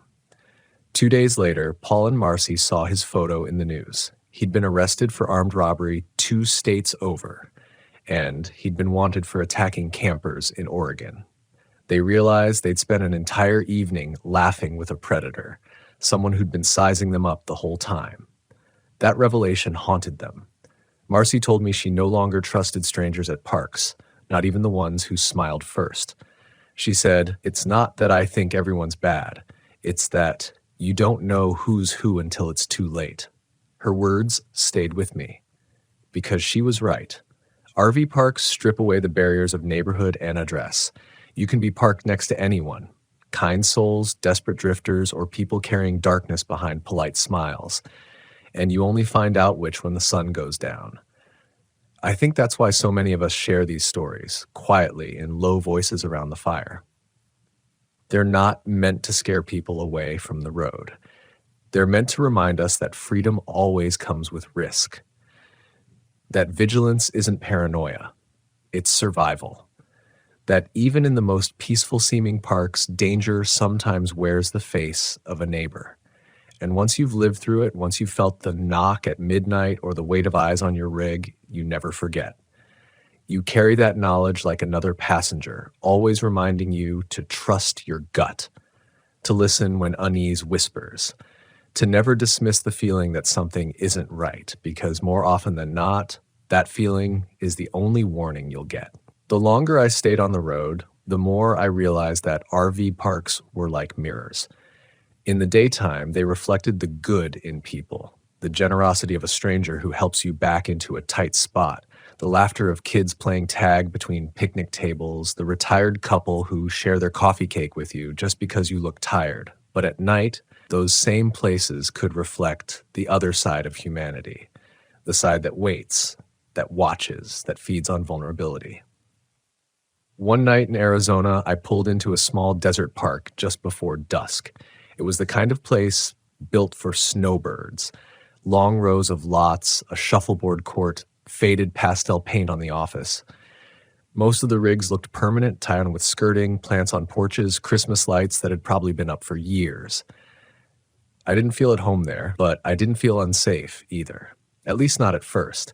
That changed when I noticed a man in the lot across from me. He didn't wave, didn't nod, just stared. I busied myself with hooking up power, trying not to give him attention. But even when I glanced again, he was still there, leaning against his rig, arms crossed. That night, I shut every blind. Around 11, I heard gravel crunching outside my window. The sound stopped, then started again, closer. I peered through a crack in the blind and caught a figure moving around my RV. Slow, deliberate. I grabbed the flashlight, flicked it on, and the beam caught his face. The same man from earlier, eyes flat and unblinking. He didn't flinch when the light hit him. He just stared straight into it, like he wanted me to know he wasn't afraid. Then, without a word, he walked back across the lot and disappeared inside his rig. I didn't sleep that night. My mind ran circles, imagining doors forced open, windows shattered, footsteps inside while I lay helpless. Nothing happened. But in a way that made it worse, because the message was clear. He wanted me to know he could have tried. And the next night, maybe he would.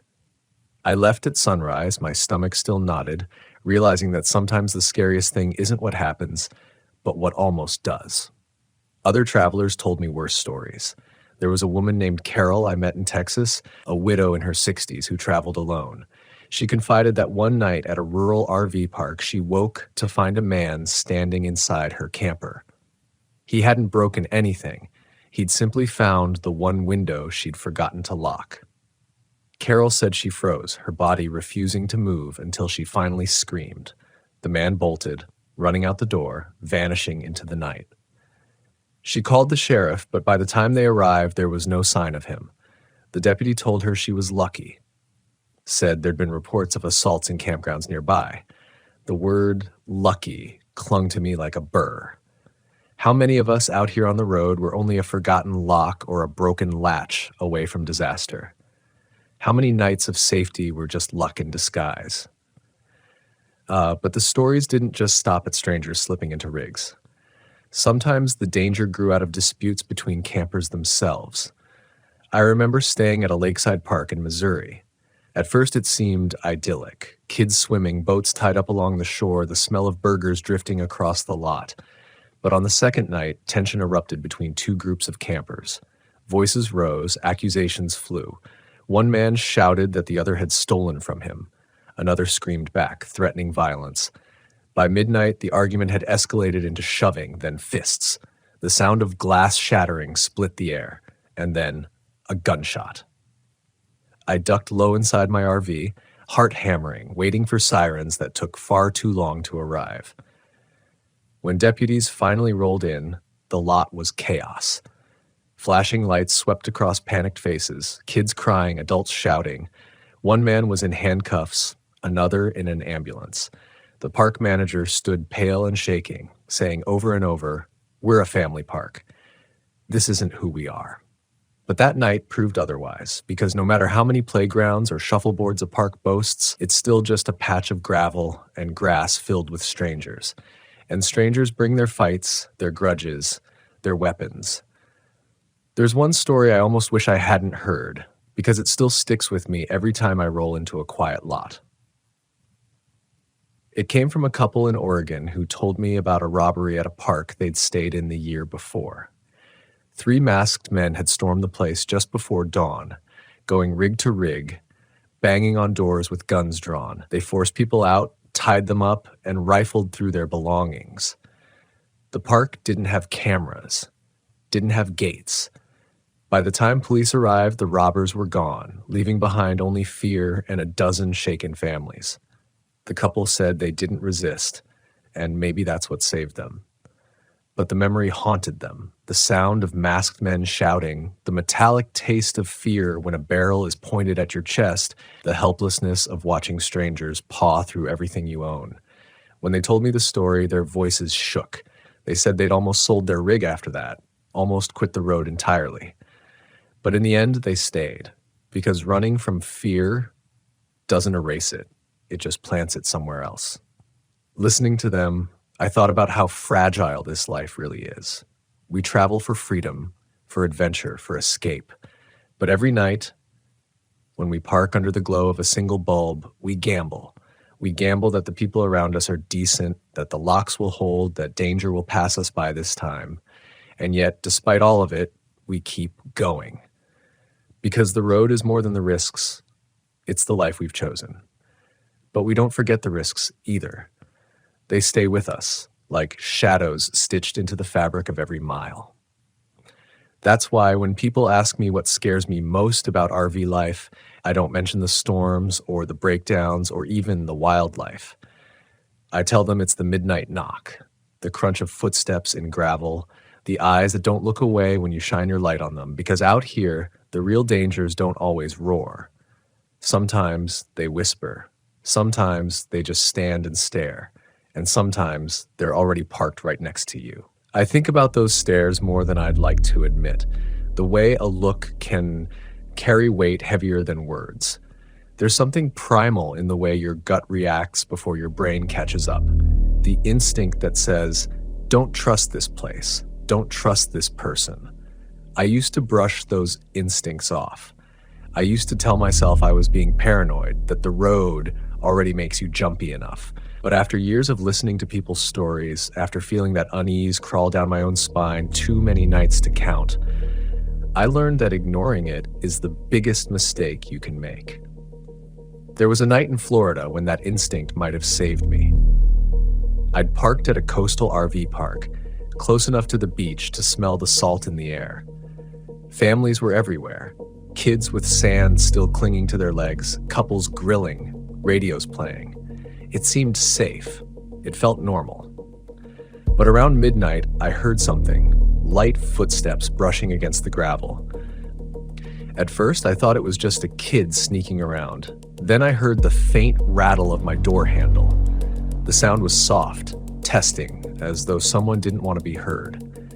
I slid out of bed, every nerve lit up, and peeked through the blinds. A man I didn't recognize was crouched near my door, flashlight gripped between his teeth, his free hand working at the lock with something metallic. I froze, debating whether to shout, whether to turn on the lights, whether to do nothing at all. Before I could move, another light swept across the lot. Someone else had turned on their porch lamp. The man bolted, disappearing into the shadows before I could even register his face. I waited, heart pounding, for the sound of him returning, but it never came. The next morning, I mentioned it to the park office. The manager sighed like he'd heard it before. "You're not the first," he said. "They cruise through here sometimes, looking for easy rigs, easy people." He handed me a flyer about campground safety tips, but the flatness in his voice told me the truth. He knew it would happen again. And he was right. 2 weeks later, I heard about another camper in the same park who wasn't as lucky. Someone had broken in while they were out for the evening, cleaned them out. Electronics, cash, even sentimental keepsakes. By the time they came back, it was just an empty shell of a home on wheels. That's when it hit me that the scariest part of crime isn't always violence. Sometimes it's violation, the knowledge that someone stood where you sleep, touched your things, left their shadow behind. And in an RV, that shadow feels even bigger because the space is so small, so personal, so vulnerable. But sometimes the danger is violence. I'll never forget the story a woman named Sharon told me in New Mexico. She'd been camping with her teenage daughter, just the two of them, when they pulled into a rural park late at night. It was quiet, too quiet, she said. Only a handful of rigs, most of them looking abandoned. Around 2 a.m, they were woken by voices outside. At first, they thought it was just campers talking, but the voices grew louder, angrier, until there was a sharp bang on the side of their RV. Sharon's daughter screamed. Sharon tried to stay calm, telling her it was just drunks passing through. But then came another bang, harder this time, and the unmistakable sound of a bottle smashing against the door. She called 911, whispering into the phone, praying service would hold. She could hear the men outside, laughing, daring each other to get inside. Minutes stretched like hours. She held her daughter close, trying to steady her breathing, until finally the wail of sirens cut through the night. The men scattered. Deputies found broken glass and footprints, but no suspects. The officer told her it was probably locals, bored and drunk, looking to cause trouble. But Sharon said she knew better. She said she'd seen the way one of the men's eyes lingered through the window before the sirens came. She believed if the police had been 5 minutes later, their night would have ended differently. I still remember her face as she told me, her eyes wide, her hands trembling slightly even though years had passed. She said she couldn't shake the thought of how fragile the lock on her door really was, how close danger had been to crossing it. And that's the truth about RV park crime. The line between safety and catastrophe is razor thin. 1 weak lock, one late siren, one moment of hesitation. Not all threats come at night either. Some come in broad daylight, hidden behind politeness. I once camped near a family in California who had a run-in that changed the way I thought about trust. They'd been approached by a man claiming to be a fellow traveler. He was friendly, talkative, said he was down on his luck and needed some gas money to make it to the next town. They gave him $20, happy to help. The next day, they came back from a hike to find their RV door swinging open. The man had taken more than gas money. He'd taken jewelry, clothes, and their sense of safety. What cut deepest, they told me, wasn't the stuff. It was the betrayal. The reminder that kindness could be a doorway for danger, that the same instinct to help could be twisted into a weapon. That stuck with me. Because I've always wanted to believe in the kindness of the road, in the generosity of strangers, and most of the time, that belief holds true. But all it takes is one person with bad intentions to make you question every handshake, every smile. And maybe that's the hardest lesson of all. Not the idea that danger exists, it always has, but that it hides in plain sight. That the man waving at you across the lot, the one who asks about your travels, might be the same man testing your locks once night falls. That the woman sharing stories around the fire might have shadows she doesn't reveal. RV parks are crossroads. People from everywhere carrying everything, dreams, baggage, desperation, and not all of it is visible. Not all of it is safe. That's what I carry with me every time I pull into a new lot. That awareness, that tension, that quiet reminder that the freedom of the road is never free. It costs vigilance. It costs trust, carefully rationed. It costs the steady weight of fear that never fully goes away. And sometimes it costs more than that. The more I listened to these stories, the more I noticed a pattern. It wasn't always about being in the wrong place at the wrong time. Often it was about people testing boundaries, testing how alert you were, how strong your locks were, how quickly you'd react. And once someone sensed weakness, it didn't take much for things to spiral. I learned that firsthand at a park in Kansas. It was one of those quick-stop places along the interstate. Nothing but rows of gravel pads and a buzzing streetlight by the bathhouse. I was only staying the night, too tired to make it farther. Around 9, as I was locking up, a man walked by and asked where I was headed. His tone was casual, but his eyes were sharp, scanning not just me, but my rig. I gave him a vague answer and kept the conversation short, but I didn't like the way he lingered. Later that night, I heard footsteps circling my RV, slow, measured, like someone mapping out where the windows were. I killed the lights and sat in silence, my heart pounding. Whoever it was walked the full perimeter, then paused at the door. I could see their shadow through the blind, stretched long in the glow of the streetlight. Then came a knock. Just 3 taps, deliberate, no voice to explain it. I didn't move. I didn't answer. After a long silence, the footsteps retreated, and the shadow slipped away. I left before sunrise, engine roaring louder than it needed to. But I couldn't shake the image of that figure at my door, or the thought that maybe if I'd opened it, the story wouldn't have ended with me driving away. That experience rattled me, but it wasn't unique. I started talking more with long-timers, asking what they'd seen, what they'd lived through, and the answers were sobering. There was an older man in Tennessee who told me he'd woken one night to the sound of a window sliding open.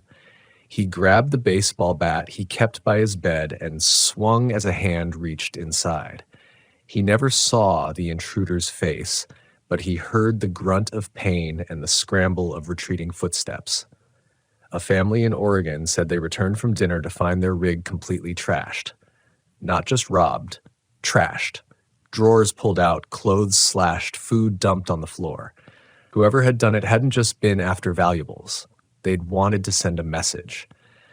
The sheriff suspected it was personal, but the family had no enemies, no explanation.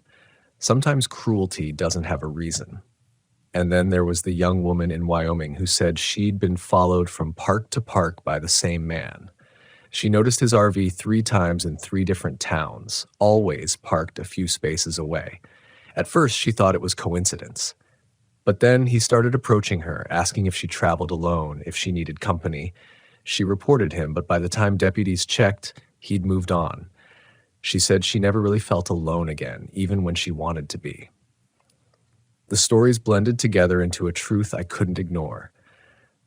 RV parks are not neutral ground. They're places where lives cross, where intentions collide. And while most of those crossings are harmless, some are not. What made it worse was how invisible the danger could be. In a neighborhood, you know your neighbors. In a hotel, there are cameras and staff. But in an RV park, the rules blur. Anyone with a vehicle can pull in, pay a small fee, and become your neighbor for the night. They can watch you hook up your water line, see what you carry, notice if you're alone. That freedom, the same freedom that makes the road beautiful, is also what makes it dangerous. There's no filter, no barrier, no vetting, just a patch of gravel and trust that isn't always deserved. I remember once in Nevada, a woman approached me near the laundry room. She was nervous, her voice low, as she asked if I'd seen anyone hanging around her camper. When I said no, she explained that she'd been finding things out of place. Her steps pulled down in the morning when she knew she'd folded them. Her side hatch left open, little signs that someone had been testing her space while she slept. She reported it, but no one could prove anything.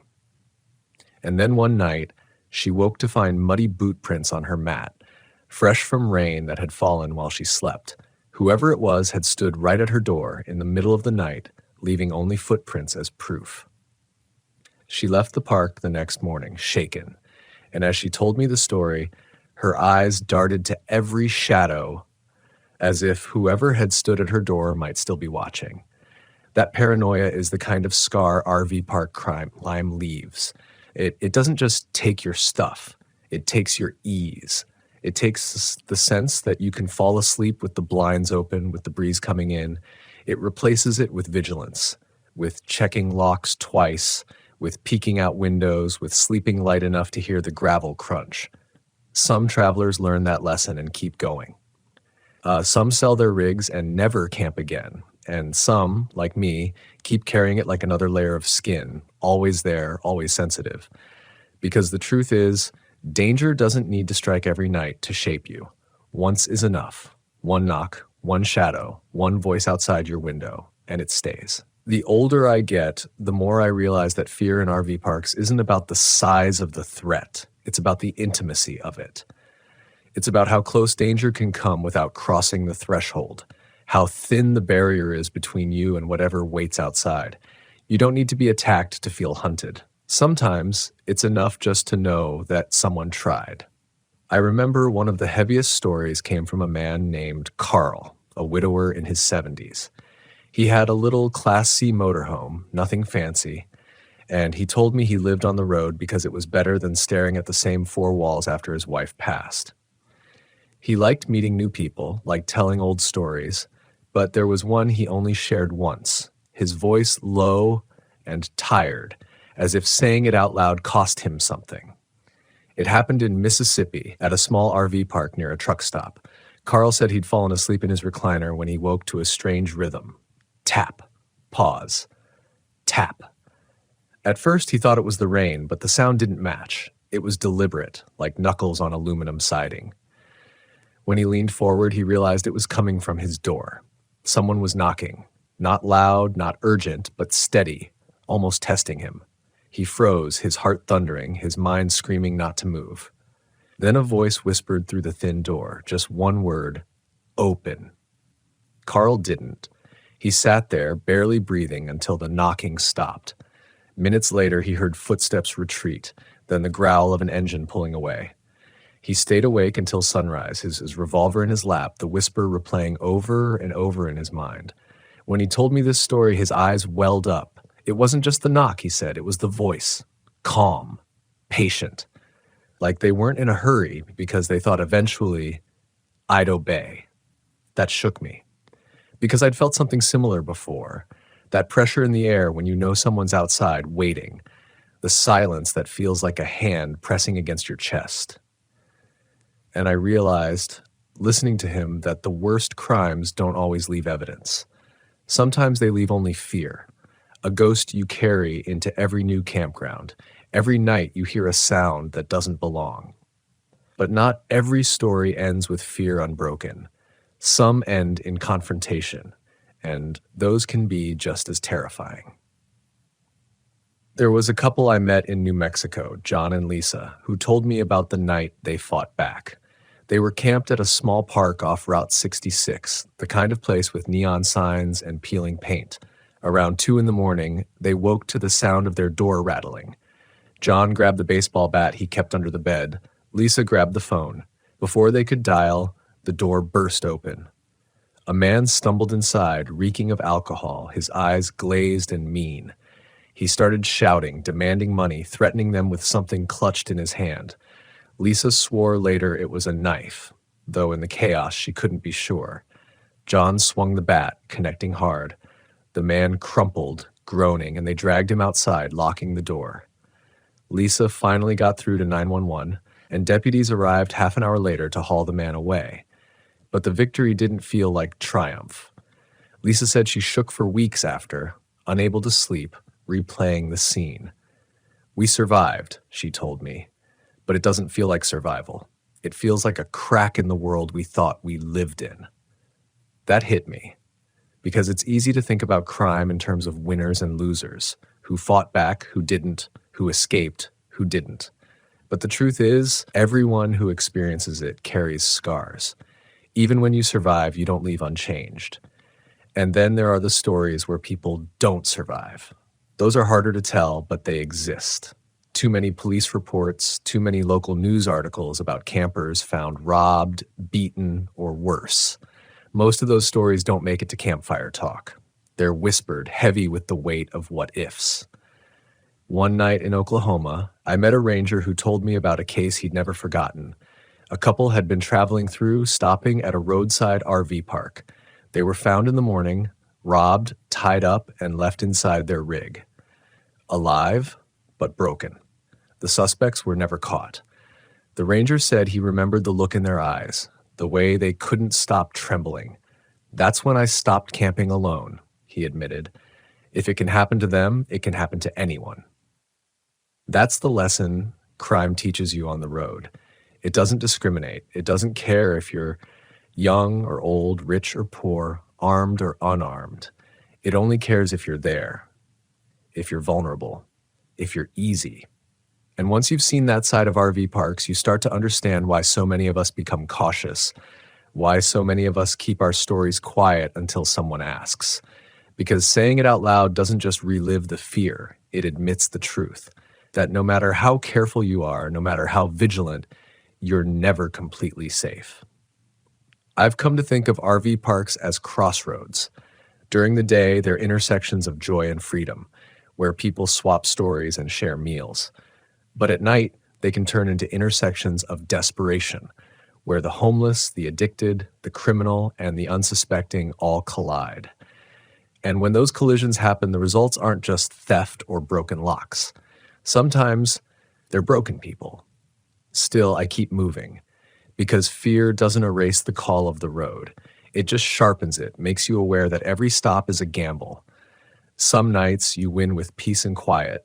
Some nights you lie awake, waiting for footsteps that may or may not come. And some nights you learn a lesson you'll never forget. That's the price of freedom.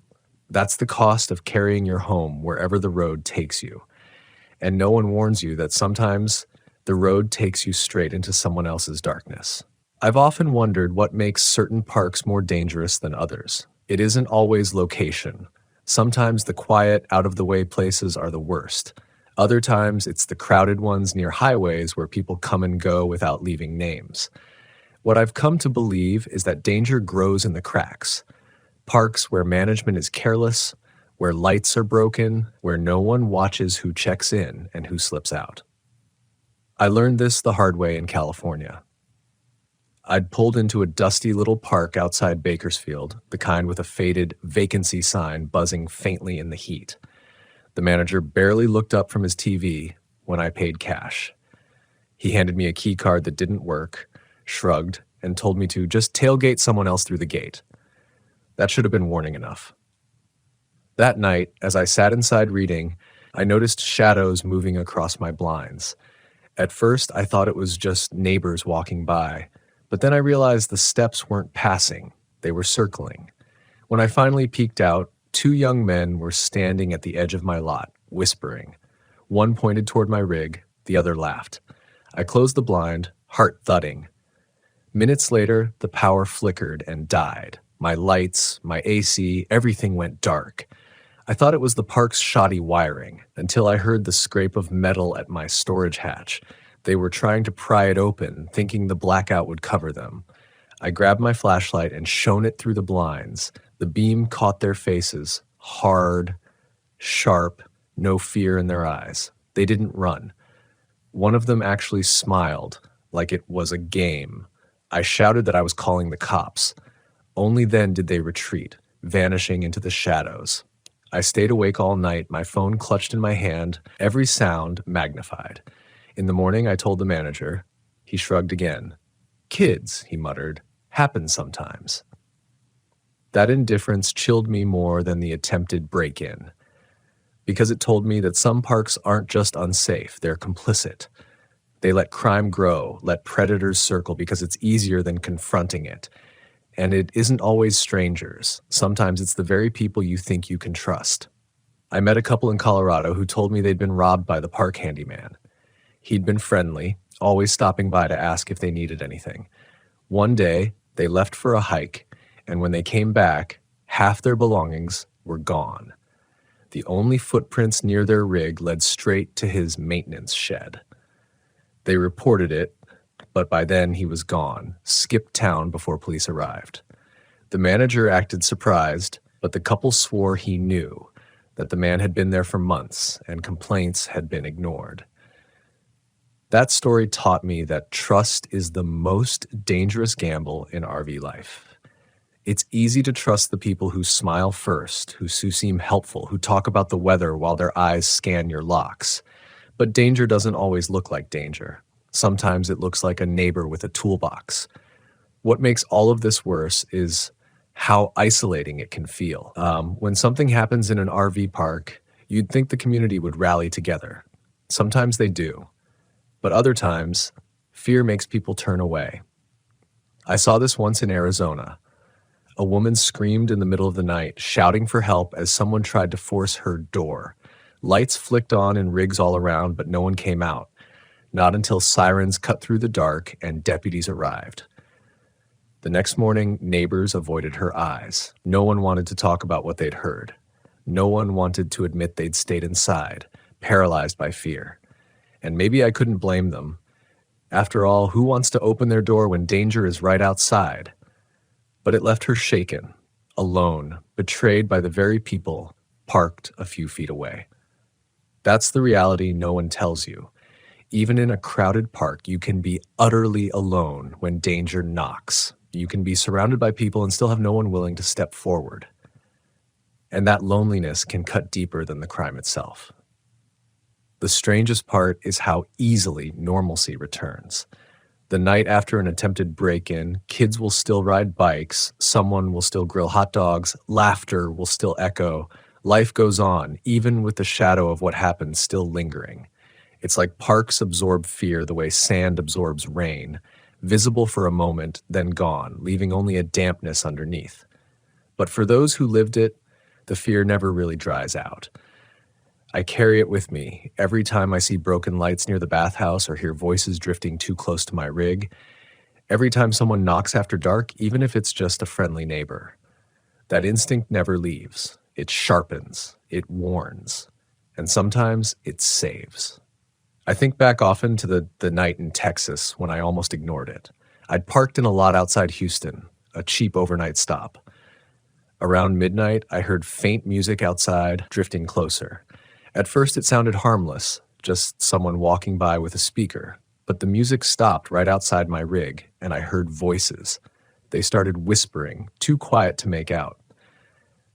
Then came laughter, low and sharp, the sound of a can rolling across gravel. My gut screamed at me that it wasn't right.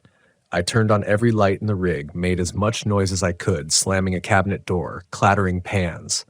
Silence followed.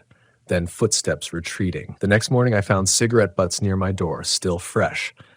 Whoever they were, they'd been right there deciding whether to push further. Maybe my noise saved me, or maybe luck did.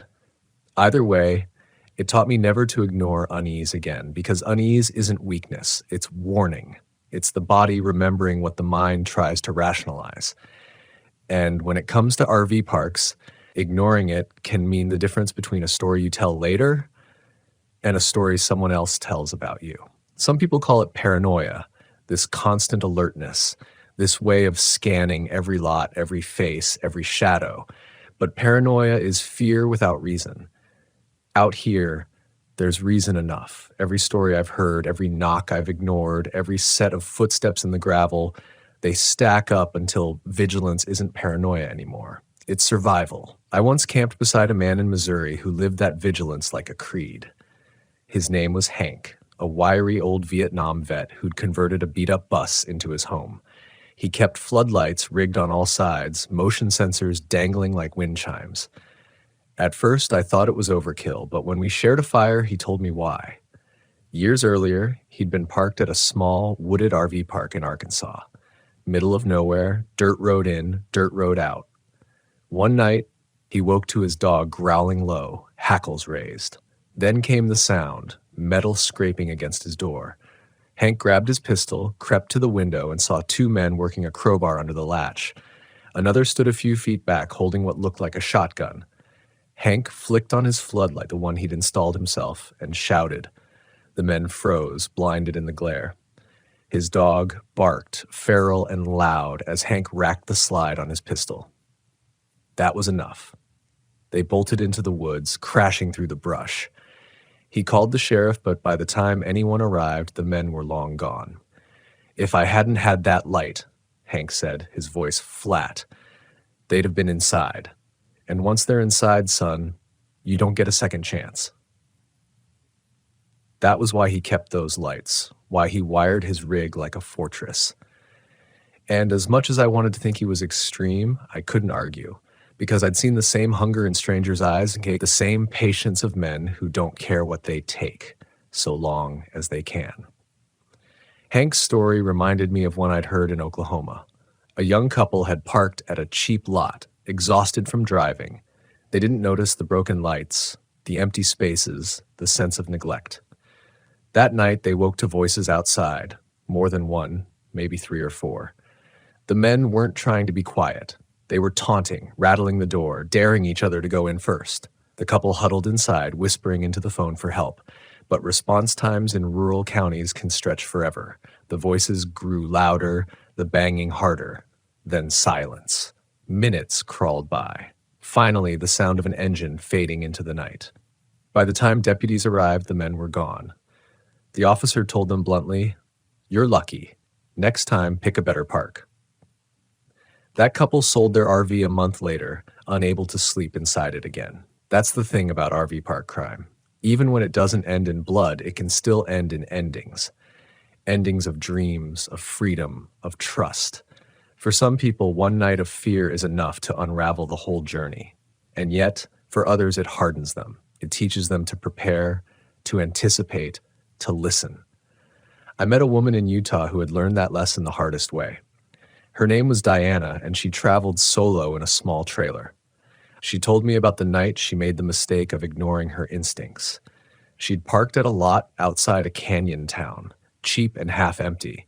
A man in a nearby RV struck up a conversation asking too many questions about her rig, her plans, whether she was alone. She laughed it off, told herself she was imagining things. That night, she woke to the sound of her door latch clicking. Someone was testing it, slow and steady. She froze, every nerve on fire, until finally the sound stopped.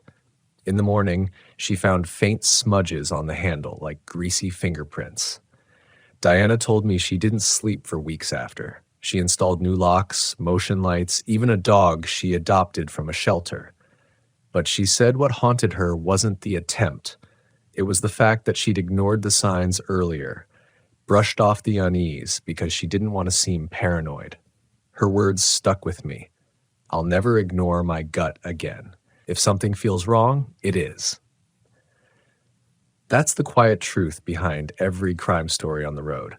Fear isn't just something you endure. It's a tool. It's your body's way of warning you when logic wants to explain things away. And the people who survive are often the ones who listen. Still, there are stories that push beyond survival, stories that test even the strongest instincts. In Louisiana, I once met a fisherman who told me about a robbery that had turned violent. He was camped in a park near the bayou when a group of masked men stormed in before dawn. They weren't subtle. They went rig to rig, banging on doors, shouting for people to come out. Some complied, some resisted. The fisherman said he watched through his blinds as one neighbor was dragged out, pistol whipped, and left bleeding in the dirt. The men stole cash, phones, even food, loading everything into a truck before peeling out into the swamp. By the time police arrived, the men were gone, swallowed by the maze of waterways. The victims were left with bruises, broken bones, and fear that would last far longer than their injuries. That story shook me because it shattered the illusion that crime in RV parks is just opportunistic theft. Sometimes it's organized, deliberate, cruel. And in the isolation of rural parks, it can happen without warning, without help, without justice. And yet, people keep traveling. I keep traveling because the road isn't just risk, it's also beauty, freedom, wonder. But we carry these stories like talismans, like reminders carved deep into memory. Every knock at midnight, every whisper outside the window, every shadow that lingers too long. They remind us that freedom isn't free. It comes with vigilance, with scars, with nights you never quite forget. And maybe that's what binds travelers together. Not just the sunsets and the highways, but the warnings we pass down, the stories we share around the fire. Not to scare each other away, but to say, be ready. Trust your gut. Respect the dangers because they're real. Because out here, the real monsters don't always come with claws or fangs. Sometimes they wear hoodies. Sometimes they smile. And sometimes they're already parked 2 spaces down, waiting for night to fall. The road is full of stories, beautiful ones, terrifying ones, lessons carved into the dark. And the ones that haunt me most aren't the loudest. They're the quiet ones, the almosts, the what-ifs, the moments when danger stood outside the door but never crossed it, leaving only silence and a racing heart. Because that's where crime in RV parks lives, not in the daylight brochures or the cheerful family photos, but in the nights when trust is tested, when the thin walls of a camper become the line between you and someone else's desperation. Over the years, I've learned to measure parks by their shadows. If the lights are broken, if the office is careless, if the gravel feels abandoned, I move on. I've learned to trust the instincts that once felt like paranoia. I've learned that vigilance doesn't mean fear has won. It means you've survived long enough to keep traveling, and yet survival isn't the same as peace. I've met too many people who carry those nights with them forever. A widow who still wakes up at every sound because she once found a man standing in her camper. A young family who sold everything because their children couldn't sleep after masked men stormed their park. An old veteran who wired his rig with lights so bright you could see them from the highway because he never wanted to feel that crowbar at his door again. These stories are warnings, yes, but they're also reminders of resilience, because every person who told me their story was still moving, still breathing, still finding a way to live despite the fear. And that's what I've come to believe. The road tests us. It strips away illusions and forces us to see both the best and the worst of people. It teaches us that freedom is fragile, that safety is never guaranteed, that danger doesn't always roar, it often whispers. But it also teaches us something deeper, that we are capable of enduring more than we think. That fear doesn't have to end us, it can sharpen us, prepare us, even save us. That even when crime takes from us, our things, our peace, our sleep, it can't take our will to keep going. I think of Sharon clutching her daughter in New Mexico while drunk men pounded on their door. I think of Diana in Utah, vowing never to ignore her gut again. I think of Carl trembling in his recliner while a voice whispered, "Open." They survived. They carried the fear, but they also carried the strength that comes from living through it. And maybe that's the most important lesson of all. Not that crime exists. It always will. Not that we're vulnerable. It's the truth of RV life. But that we can adapt. We can learn. We can share stories so others don't walk blind into the same shadows. So when I park now, I carry those voices with me.